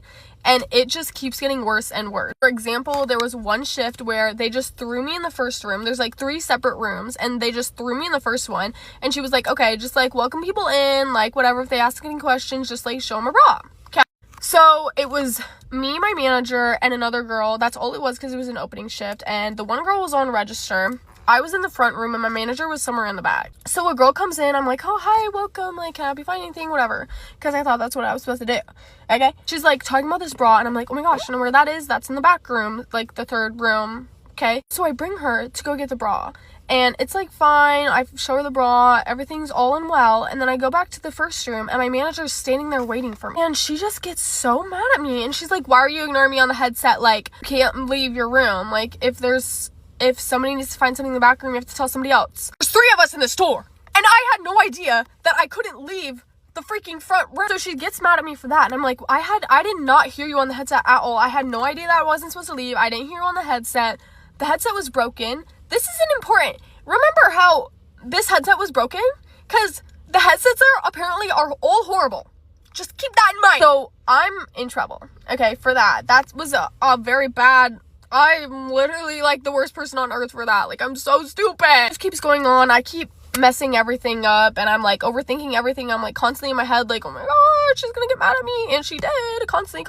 I actually cannot express how dumb she made me feel between my first shift and my last shift. Like, I felt like such an idiot, and I'm, like, not that sensitive when it comes to jobs. I'm, like, not that emotional. I'm kind of just, like, it's, like, a learn as you go process. So stuff like that kind of just keeps happening. I keep getting told what to do without, like, zero instruction on how to do it. I'm kind of just guessing, and then when my guess is wrong, they get mad at me, basically. So then there was another shift. I was on front room again. I know that to stay freaking planted this time. I know that. And this was an opening shift. At the beginning of my shift, I was on register.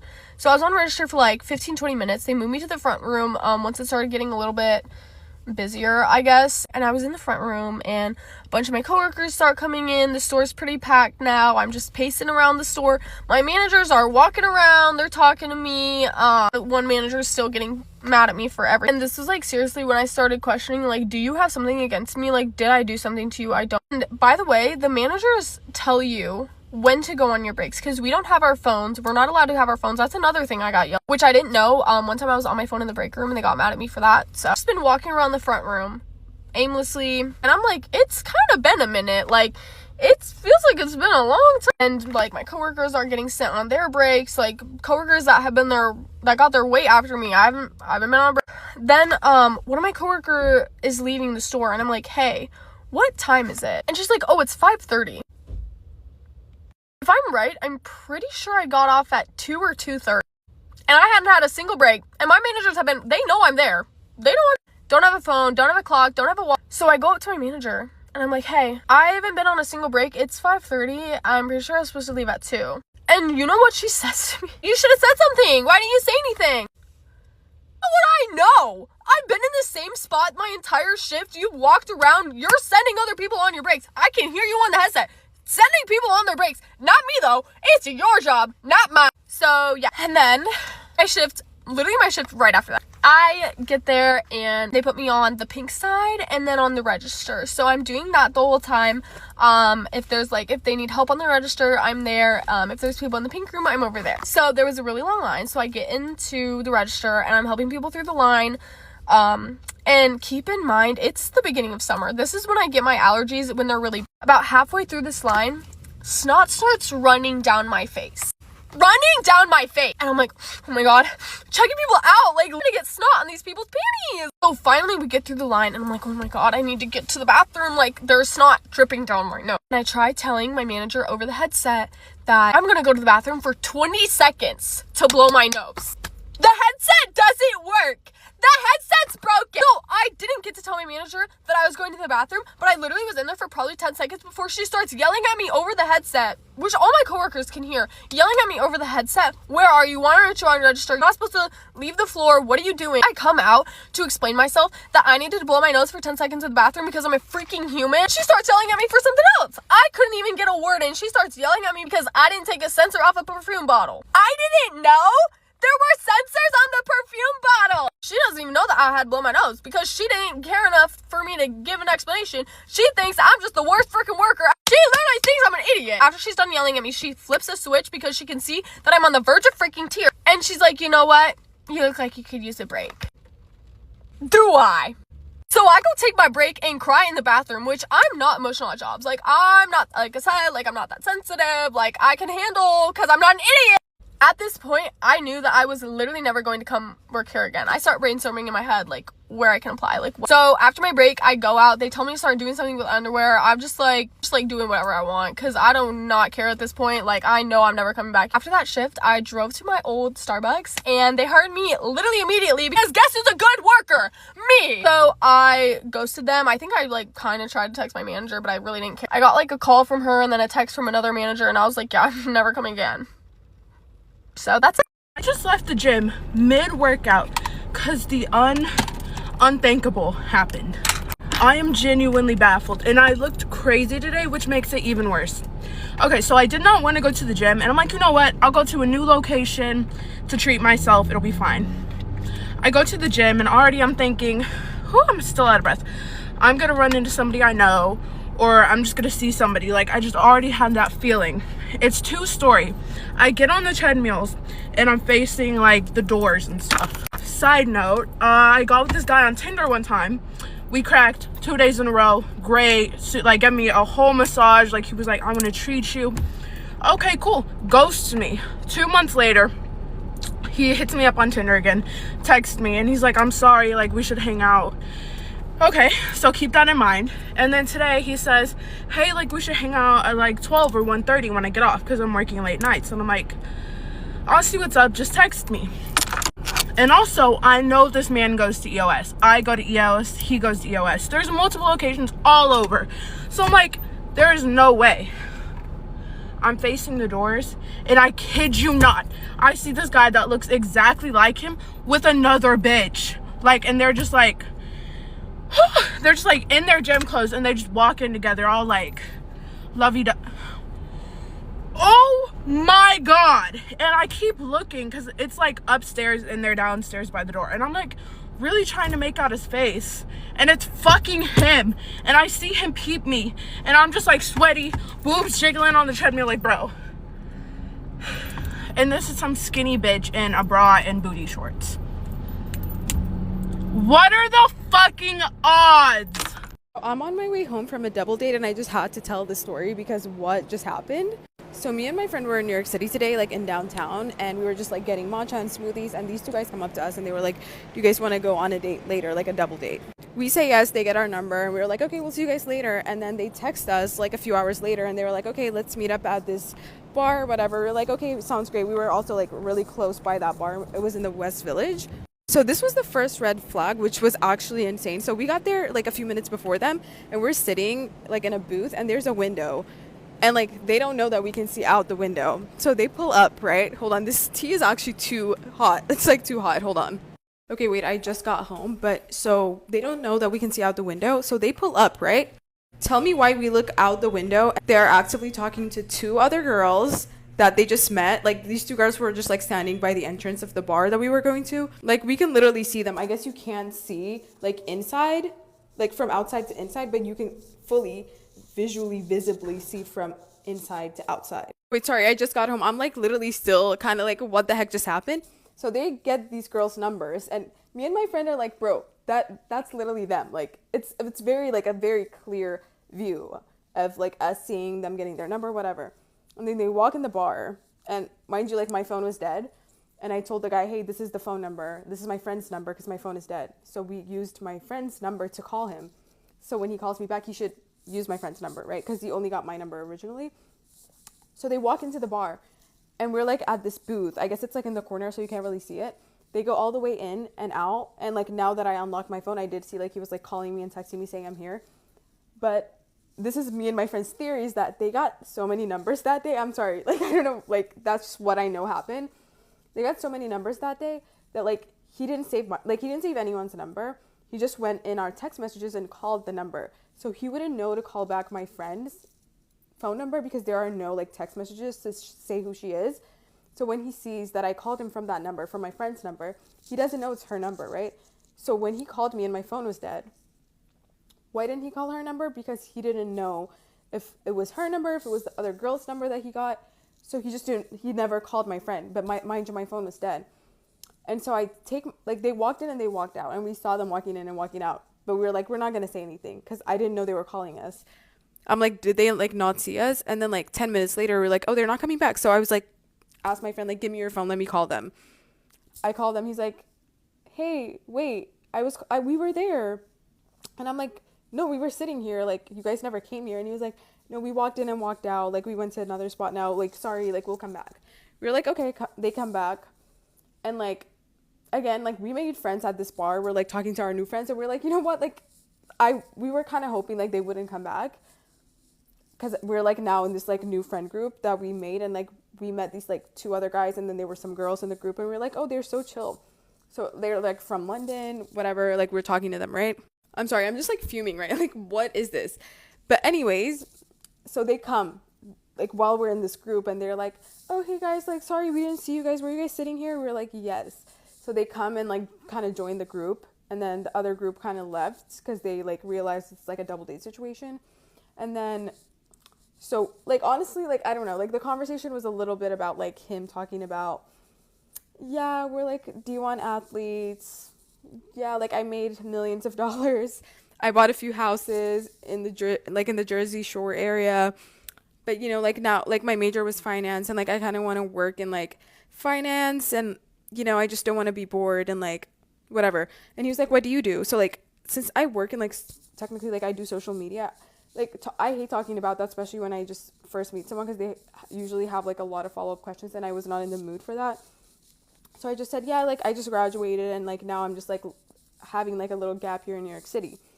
And, like, he kept asking me a lot about, like, what I do and, like, what I do in my free time, whatever. So, like, I kind of kept pushing the conversation back on him of, like, oh, so, like, that's interesting. Like, so, you know, what do you do in your free time? Or, like, he's telling me about, like, he just graduated from college, and he's like, yeah, I want to work in finance. But, like, I graduated super late because, like, you know, I get paid for my school. He was just, like, giving me this spiel. But the second that I saw him getting those 2 other girls' numbers outside the bar, I already knew, like, fuck, like, honestly, like, I wish they didn't come. So, like, I knew nothing was happening. And he also made another comment that was a little bit of a red flag, so we, like, it was a double date. So, like, me and him went to the bar, and, like, my friend and the other guy were, like, over there. And then he saw them, like, walking into the bar to the other side of the bar, which is, like, close to the door to, like, leave. And he thought they were leaving together. And he was like, oh, wait, that was fast. So I'm like, so that just, like, tells me, like, that's your goal, is just to, like, leave with. And he was like, yeah, we have a hotel right here, which, like, I understand that vibe, right? But I don't know, like, do we look like we give off that? Like, I don't know, like, why you think we give off that vibe. But, like, from that moment, I just got, like, there was just so many red flags. I'm like, listening to my intuition, I'm like, no.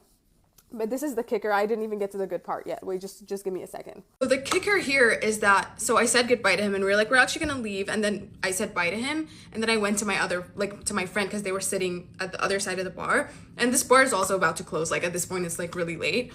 And we also met up, like, kind of later. But, like, I said bye to him, and he was like, okay, well, he was like, do you want to get coffee tomorrow? I was like, sure, because he asked me, like, what I do in my free time, and I'm like, oh, I actually just, like, get coffee and, like, walk around, like, explore the city. And I was like, yeah, I actually, like, live really close to here, because he was asking me also where I lived. And I said that, like, I usually get coffee, and he's like, okay, I don't like coffee, but, like, we can get coffee. Do you want to get coffee in the morning? And I'm like, sure, we can get coffee in the morning. But I'm also like, there's just so many red flags, like, one of them, and the major one being, he's like, oh, we have this hotel for 2 nights. And I'm like, bro, why are you telling, like, honestly, some guys, like, they would really have a chance if they just, like, if they weren't, like, the little, like, comments that they make that are like, so what makes you think that I'm gonna go to this hotel with you kind of vibes? But anyways, So he said, he was like, we can get coffee, or also like he was like naming some restaurants in the West Village of like, oh, we can go to this restaurant, that restaurant. I'm like, sure, like, you know what, we can do that. But then he said bye to me, and me and my friend, we were gonna leave, and he's like, actually, I'm gonna use the bathroom. So he went to use the bathroom, right? So I went to my friend and her date, and she was also like saying bye to him. And he was like, oh, where did my friend go? Like, this is a joke that I made. Like, I'm a very like sarcastic and like joking person. And I said, oh, like he's crying in the bathroom. Like, I told him I'm not leaving with him, and he like started crying in the bathroom. And he was like, what, are you serious? I was like, yeah, like, does he usually cry like that? Like, this is fully a joke, like, obviously, right? And he was like, wait, should I go check on him? I'm like, yeah, go check on your friend. Like, he's losing it right now. Like, I said something along those lines. He went to check on him. And I told my friend, no, I'm just playing with them. Because I'm, like, trying to be, like, a teasy, like, playing kind of personality. I guess he didn't like that, okay? I guess he got, like, really triggered. And his ego got bruised, apparently. That was not my intention. But again, like, if you can't handle my sarcasm and my jokes, then, like, what is this? So he goes to get his friend. So they come back with like a dead serious face, like mission failed kind of face. They literally ignore us. Like they fully ignore us. They walk past us and they just walk out. And the other guy, my friend stayed, just said, I see it, like, or like some kind of like hand gestures, and they fully leave. Like pissed. I'm like, what just happened? Genuinely, what just happened? At the end of the day, like, it was a funny story that I can just tell you guys, but I'm like, bro, what was the whole point of this situation, and why did they get mad at the end? I have no idea, but that was our double date situation, and that's what happens when it's 82 degrees, 85 degrees in New York City, and you just go out to get smoothies with your friend. This is how the night usually ends, so yeah. Story time on what just happened to us. So a little backstory. Back in December, my husband got a car, and basically the guy ended up lying to us because he told us that everything was fine with this car. We didn't even have it for a few weeks before the car started breaking down on us. So now we're looking for a better car because it's giving out on us. So my husband yesterday found this used Yukon online. So we came to look at it. It was at the Beverly Hills BMW. So last night we came in, we test drove it. Everything was fine. We started talking, the sales guy started talking to us. We started doing numbers. Everything went good.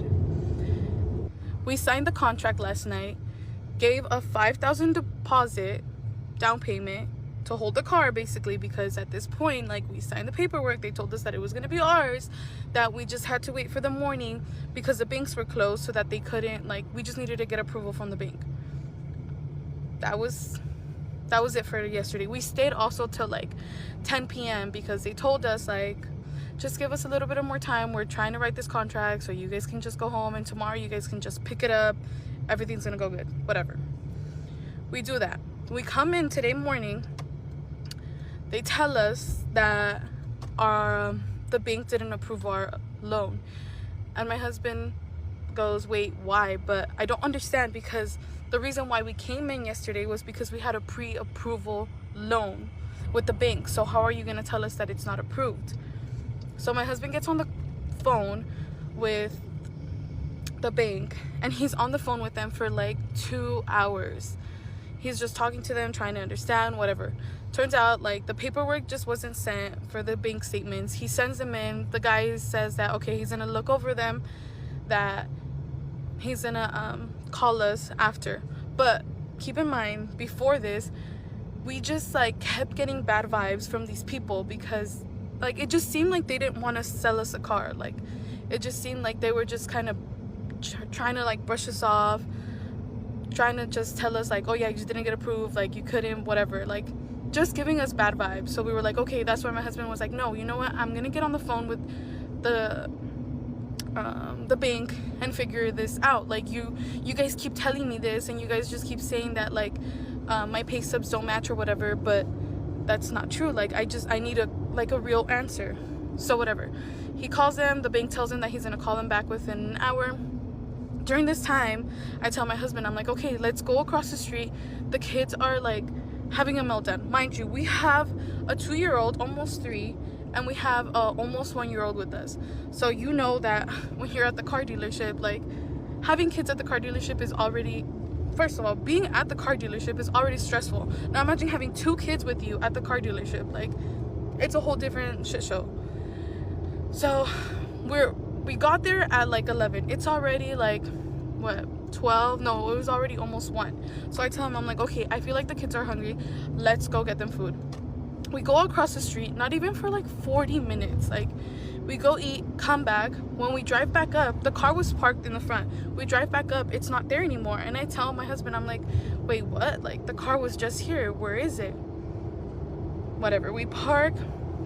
We go inside. He's on the phone with the bank, and the bank is telling him, like, it's a green light. You guys can get it. Like, you were approved.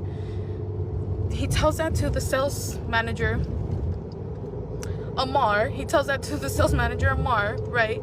And he goes, oh, we sold it. What do you mean you sold it? Like, I don't understand. We put a down payment. We signed the paperwork. How are you gonna sell a car that we already put a down payment and signed the papers to? So they end up telling us, they go into like their little booth or whatever. They were over there scrambling like chickens with no freaking head, and they were there for a while, giving us no explanation, just like not talking to us, not telling us anything. They come back, they tell us that they're gonna help us, that they messed up, that it's on their part, that they're gonna like try to do something for us. This happened at like 2. We were there for like an hour, and people just like kept walking by, didn't give us anything, didn't tell us anything, like nothing. So then my husband was like, okay, like I need an answer, like my kids are losing it, like I can't just keep waiting around. Mind you, from the beginning we told them like, hey, we have something to do this afternoon, like we need the car early because we have things to do in the afternoon, we can't be here the whole day. They're like, yeah, no problem, whatever. So my husband ends up going to talk to them, and basically Amar, the sales manager, he comes up and he tells him that, he comes with the little paper and tells him that they already sold the car, that the guy is already coming, that there is basically nothing that they can do. Like, this whole time you had us waiting for a whole hour for what? For genuinely what? I don't get it. Like, and I think what like is so upsetting is that like we had already sold the paperwork. I mean, we had already signed the paperwork. We had already put our deposit. Like, I don't understand how you're gonna sell a car that's already signed for to somebody else. And so my husband was very aggravated because of the whole situation, that he started to get a little loud, and basically all the other sales guys started coming towards him and basically telling him that they're going to call the cops and have him kicked out. So I just don't get it. And this happened at Beverly Hills BMW. So if I were you, I would not go get a car there because they're not trustworthy. They don't stand on what they say they do. I don't. But if anybody knows what we could do, let me know, please, because this is literally so unfair, and this truly should not be happening when we already put a down payment, signed the papers, and it was ours. So yeah, but we just ended up leaving. And also, mind you, I almost forgot, we went to go to the back. The car was still on the lot. The car was literally there. It had not left the lot. Like, it was literally there. So you're gonna tell me that you are gonna give it to somebody else who's not even on the premises, but you can't give it to me, I'm literally here, my loan is approved, I had a down payment, I signed the papers, like, what? And I literally, like, we have proof that we literally put $5,000 down, BMW, Beverly Hills. Like, I don't know what else we were supposed to do. Like, we literally did everything that we're supposed to. So anyone, if anybody knows what we could do, please let me know. And also, don't go buy a car from Beverly Hills BMW. They literally do not deserve your money or you to even show up, because that's not what you should be doing to somebody, especially because we told them our situation from the beginning and they still decided to like fuck us over basically. So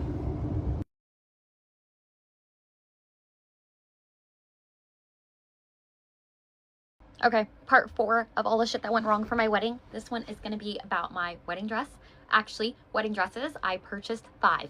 So let's get into it. Preface, I am very indecisive, very people-pleasing, and just generally not a very confident person. So remember that. But going into this, I always thought I wanted a plain satin dress. That's it. But I did see on TikTok that there was this dress called the Recco, which is like, it's not white, it's like beige, tulle. It had a scarf. It was so cute. So the first time I went to try on wedding dresses, I went to Anthropologie because I wanted to try that dress on. I went with 2 cousins, got their opinions on things, tried on like 6 dresses. I'll insert all the photos of what they looked like here. And nothing spoke out to me, though I did love that dress, just no one else did. So left, didn't buy anything. I showed all of my cousins all of the pictures of all the dresses, and basically they said hell no to the Recco. They said, you're a 30-year-old woman with a baby, you do not need to look like a princess. So fair, that is for sure out. I also was like, okay, if I'm not gonna get that, I'm gonna get this plain satin dress. And they were like, no, it's just too plain.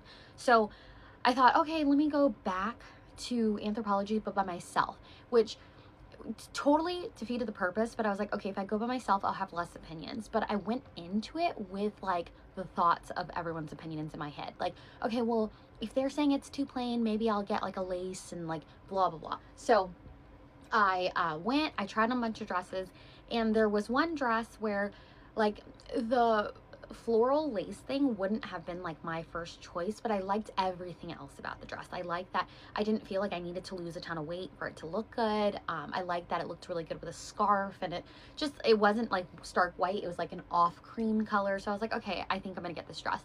Sent pictures to people and they're like, yeah, it's fine. So I'm like, okay, purchased. Bought the dress. It came in like a day. I dropped it off at the alterations lady and we're done. So one day all of my cousins were like, oh, let's go to the bar, let's hang out. So they're like, oh yeah, tell me about wedding dress shopping. And then because I bought that dress when I was by myself, so a lot of people didn't see it yet. So I was like, okay, well, before I show you guys these pictures, just know that I already purchased this dress. It's already getting altered. I can't change anything. So just keep that in mind when you share your opinions with me. And they're like, okay, sounds good.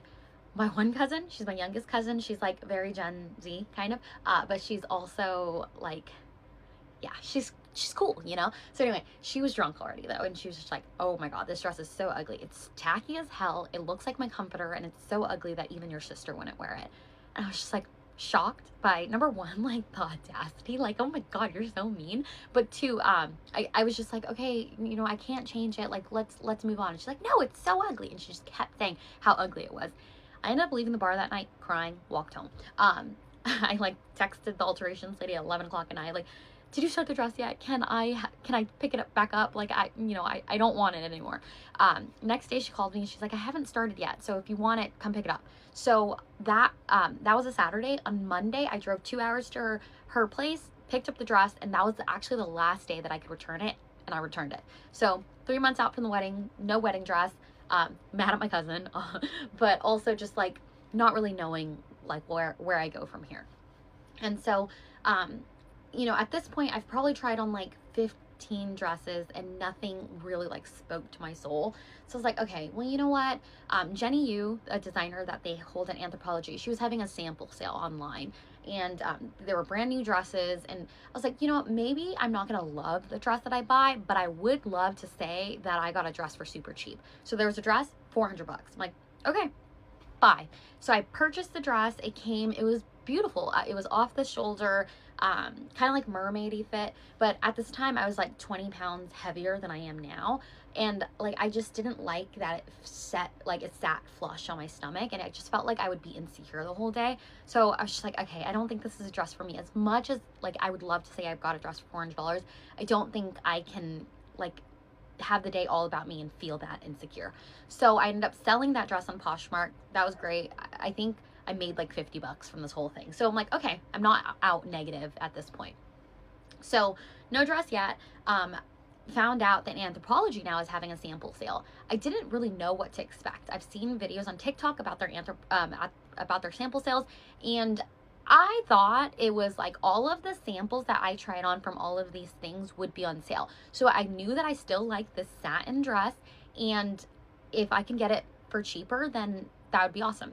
Woke up at 2 o'clock in the morning, drove 2 hours to get there, stood in line for, I don't know, 3-4 hours. And then by the time we got in, we realized that really what the sample sale is like these samples from years prior that they're trying to get sold. And so, you know, I just had 4 cousins and my best friend wait with me outside in line and like travel all of this way. I think I just kind of felt like I needed to buy something. So I tried on one of the dresses that I had tried on previously, and it looked fine. And I think I just kind of felt like I needed to buy something. So I bought it, $600. There was no way in hell I was ever going to wear this dress. So now I'm out $600. It's fine. It's just like not my style. And I knew that going into this. So, my dress is for sale. If anyone's looking for a dress, I'm going to take a loss for it. So if you are a size 8 and are interested in this dress, let me know. It will be yours for a fraction.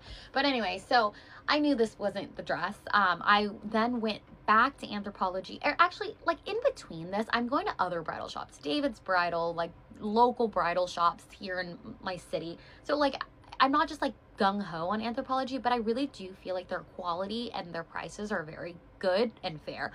So I ended up going back to Anthropologie by myself with 2 dresses in mind. That satin dress that has been on my mind since the first one. And then, or actually, okay, hold on. For the satin one. So I knew that I wanted it because I saw a girl wear it off the shoulder. And I was like, oh my God, had I tried this dress on at the first dress fitting with it off the shoulder, it would have been my dress.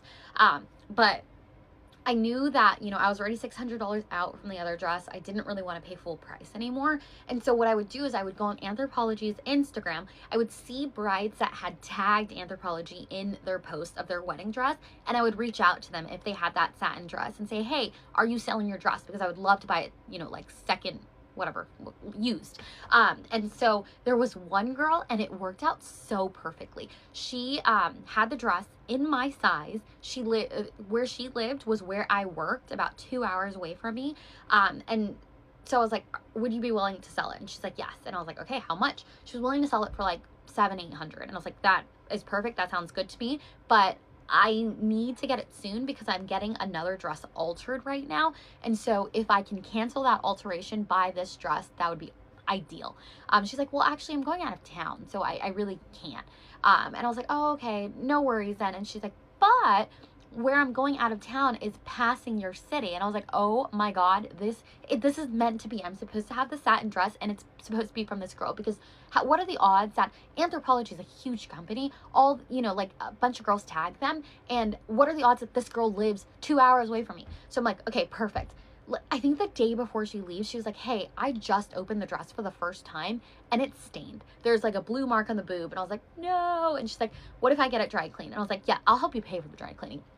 So she gets a dry cleaned. I don't end up getting the dress that day. But like a week later, she was like, hey, I got it dry cleaned. It's a stain. It's not coming out. I'm like, okay, it wasn't meant to happen. So I was like, okay, if I do get this dress, I'll just get it full size, or full price. So I went back to Anthropologie one more time by myself, and I had that dress in mind, as well as another dress, which like the V was way too deep, but I was like, oh, maybe I can make it work. So I tried on the V dress, loved it. Tried on the satin dress, loved it. And then the third dress was just like, oh, let's just try it. It's just like a lace like dress with, I don't know, boning and things. And so when I tried it, I was like, oh my God, I love this dress. But I couldn't decide because like my heart wanted satin this whole time. So I ended up purchasing both those dresses, the satin and the lace. Ends up being, I invited all of my cousins over and I tried on both dresses. Everyone's like, nope, lace is the one. And it was in fact the one. It was like, it fit me like a glove of the day of the wedding. I didn't have to wear any Spanx. I felt so confident. I loved it. I have not met another bride that wore that same dress. So it all worked out, but chaotic for, you know, within 4 months, 5 wedding dresses, lots of money. But yeah, that's it. Thanks. Bye. I took her to the penthouse and I freaked it. And I freaked it. And I Should I keep it? Should I keep it? And listen to la bella baba beep it. I beep it. La di la di la.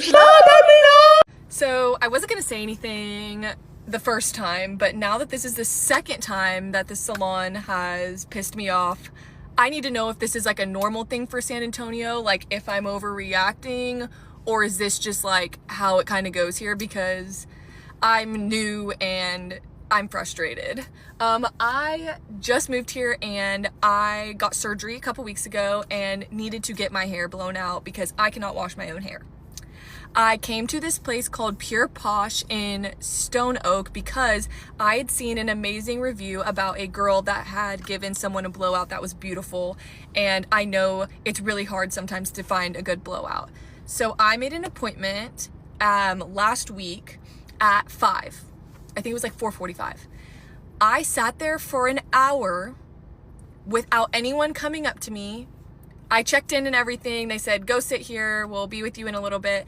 For an hour, I sat there. No one came up to me and said, hey, your stylist will be with you in a minute. Can I get you a water? No one said anything to me.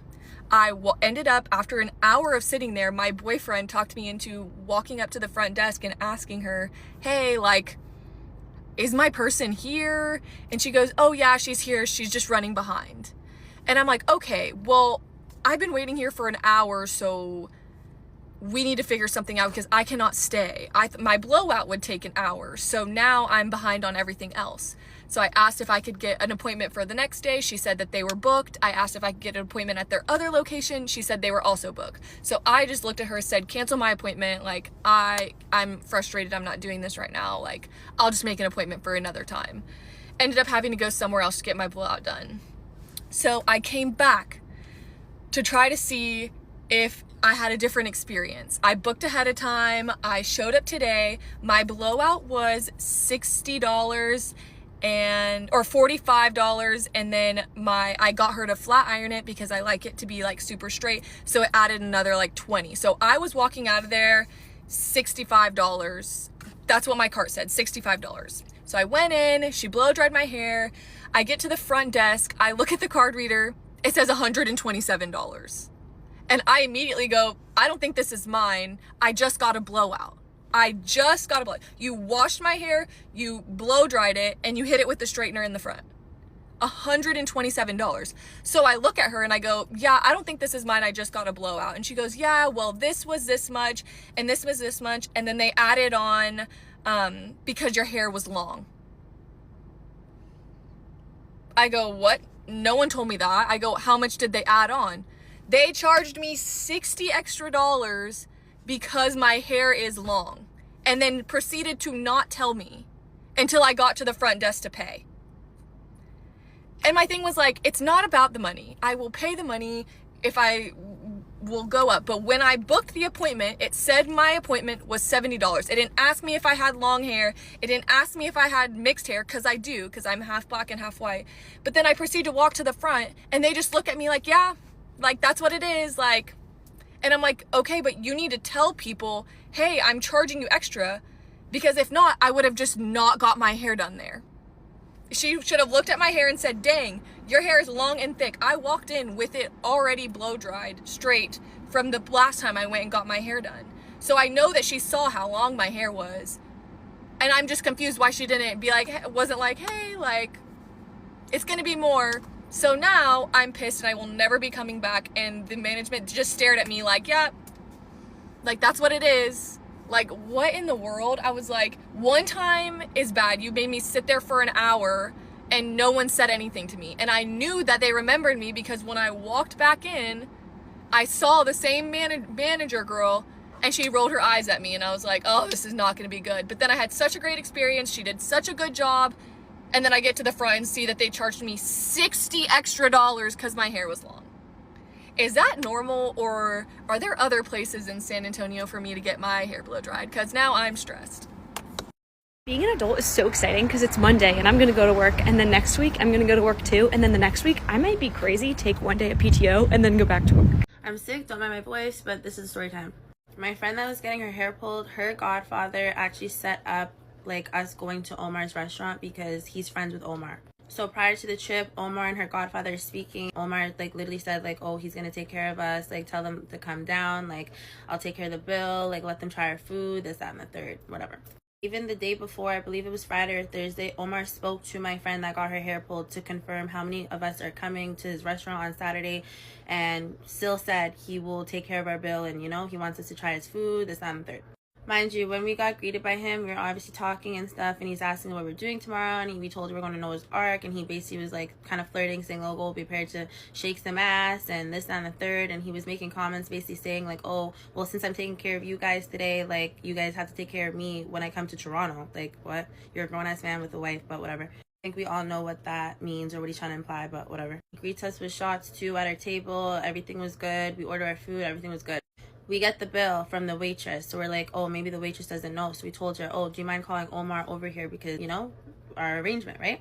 Omar comes to the table and the man goes, yeah, like, things changed, the wife's here, I can't, you know, I can't take care of the bill. We're like, what? Like, we're confused, because it's like, aren't you Omar? Your name's on the restaurant, like, you're Omar, what? But we're just like, bro, what? We're not gonna argue with the man, like, okay, we have to pay, so we have money, we paid the bill, like, whatever. So we went up to the bar to pay. And I guess, we don't know what Omar's wife looks like, but I guess the lady that was there can see that, like, you know, like, me and my friends are kind of, like, talking amongst each other, and, like, we're kind of annoyed, because we're just like, yo, how are you inviting us to come eat at your restaurant, and then you're going to tell us at the end, oh, yeah, you guys have to pay now, by the way, which was not a problem. We paid, but, like, don't invite people and say, like, hey, I'm going to take care of you guys, and you guys can order whatever you want, like, type thing, and then pull that because your wife's here, because I don't know. So the lady comes up to us and she's like, hey, like, what's the problem? And at first she's being like chill, she's like, is everything going, like, you guys okay? And then we explained to her, like, my friend explained, like, listen, like, my godfather knows Omar, we were invited by Omar, telling us to, like, come over, like, try their food, he'll take care of the bill, like, whatever I just explained, we explained to the lady. My friend also explained to her that, like, also he's clearly, like, a flirtatious guy, like, he was flirting with us, like, saying how, what I just said about shaking ass, and how when he comes to Toronto, we should take care of him, implying certain things, you know?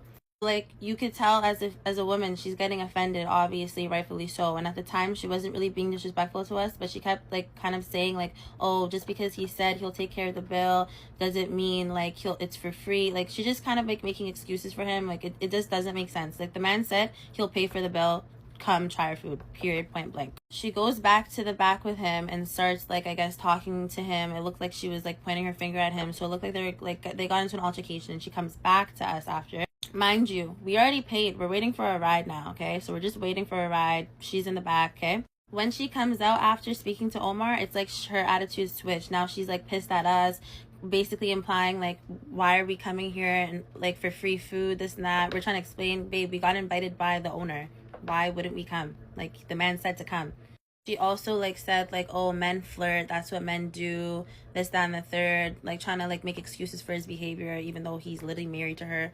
So yeah, when she comes back, she's basically repeating the same thing. Oh, we're an establishment, we don't give away free food, and we're basically just going back and forth for no reason, saying, well, that's what the owner said. So the owner said he's giving free food to us. So I don't know.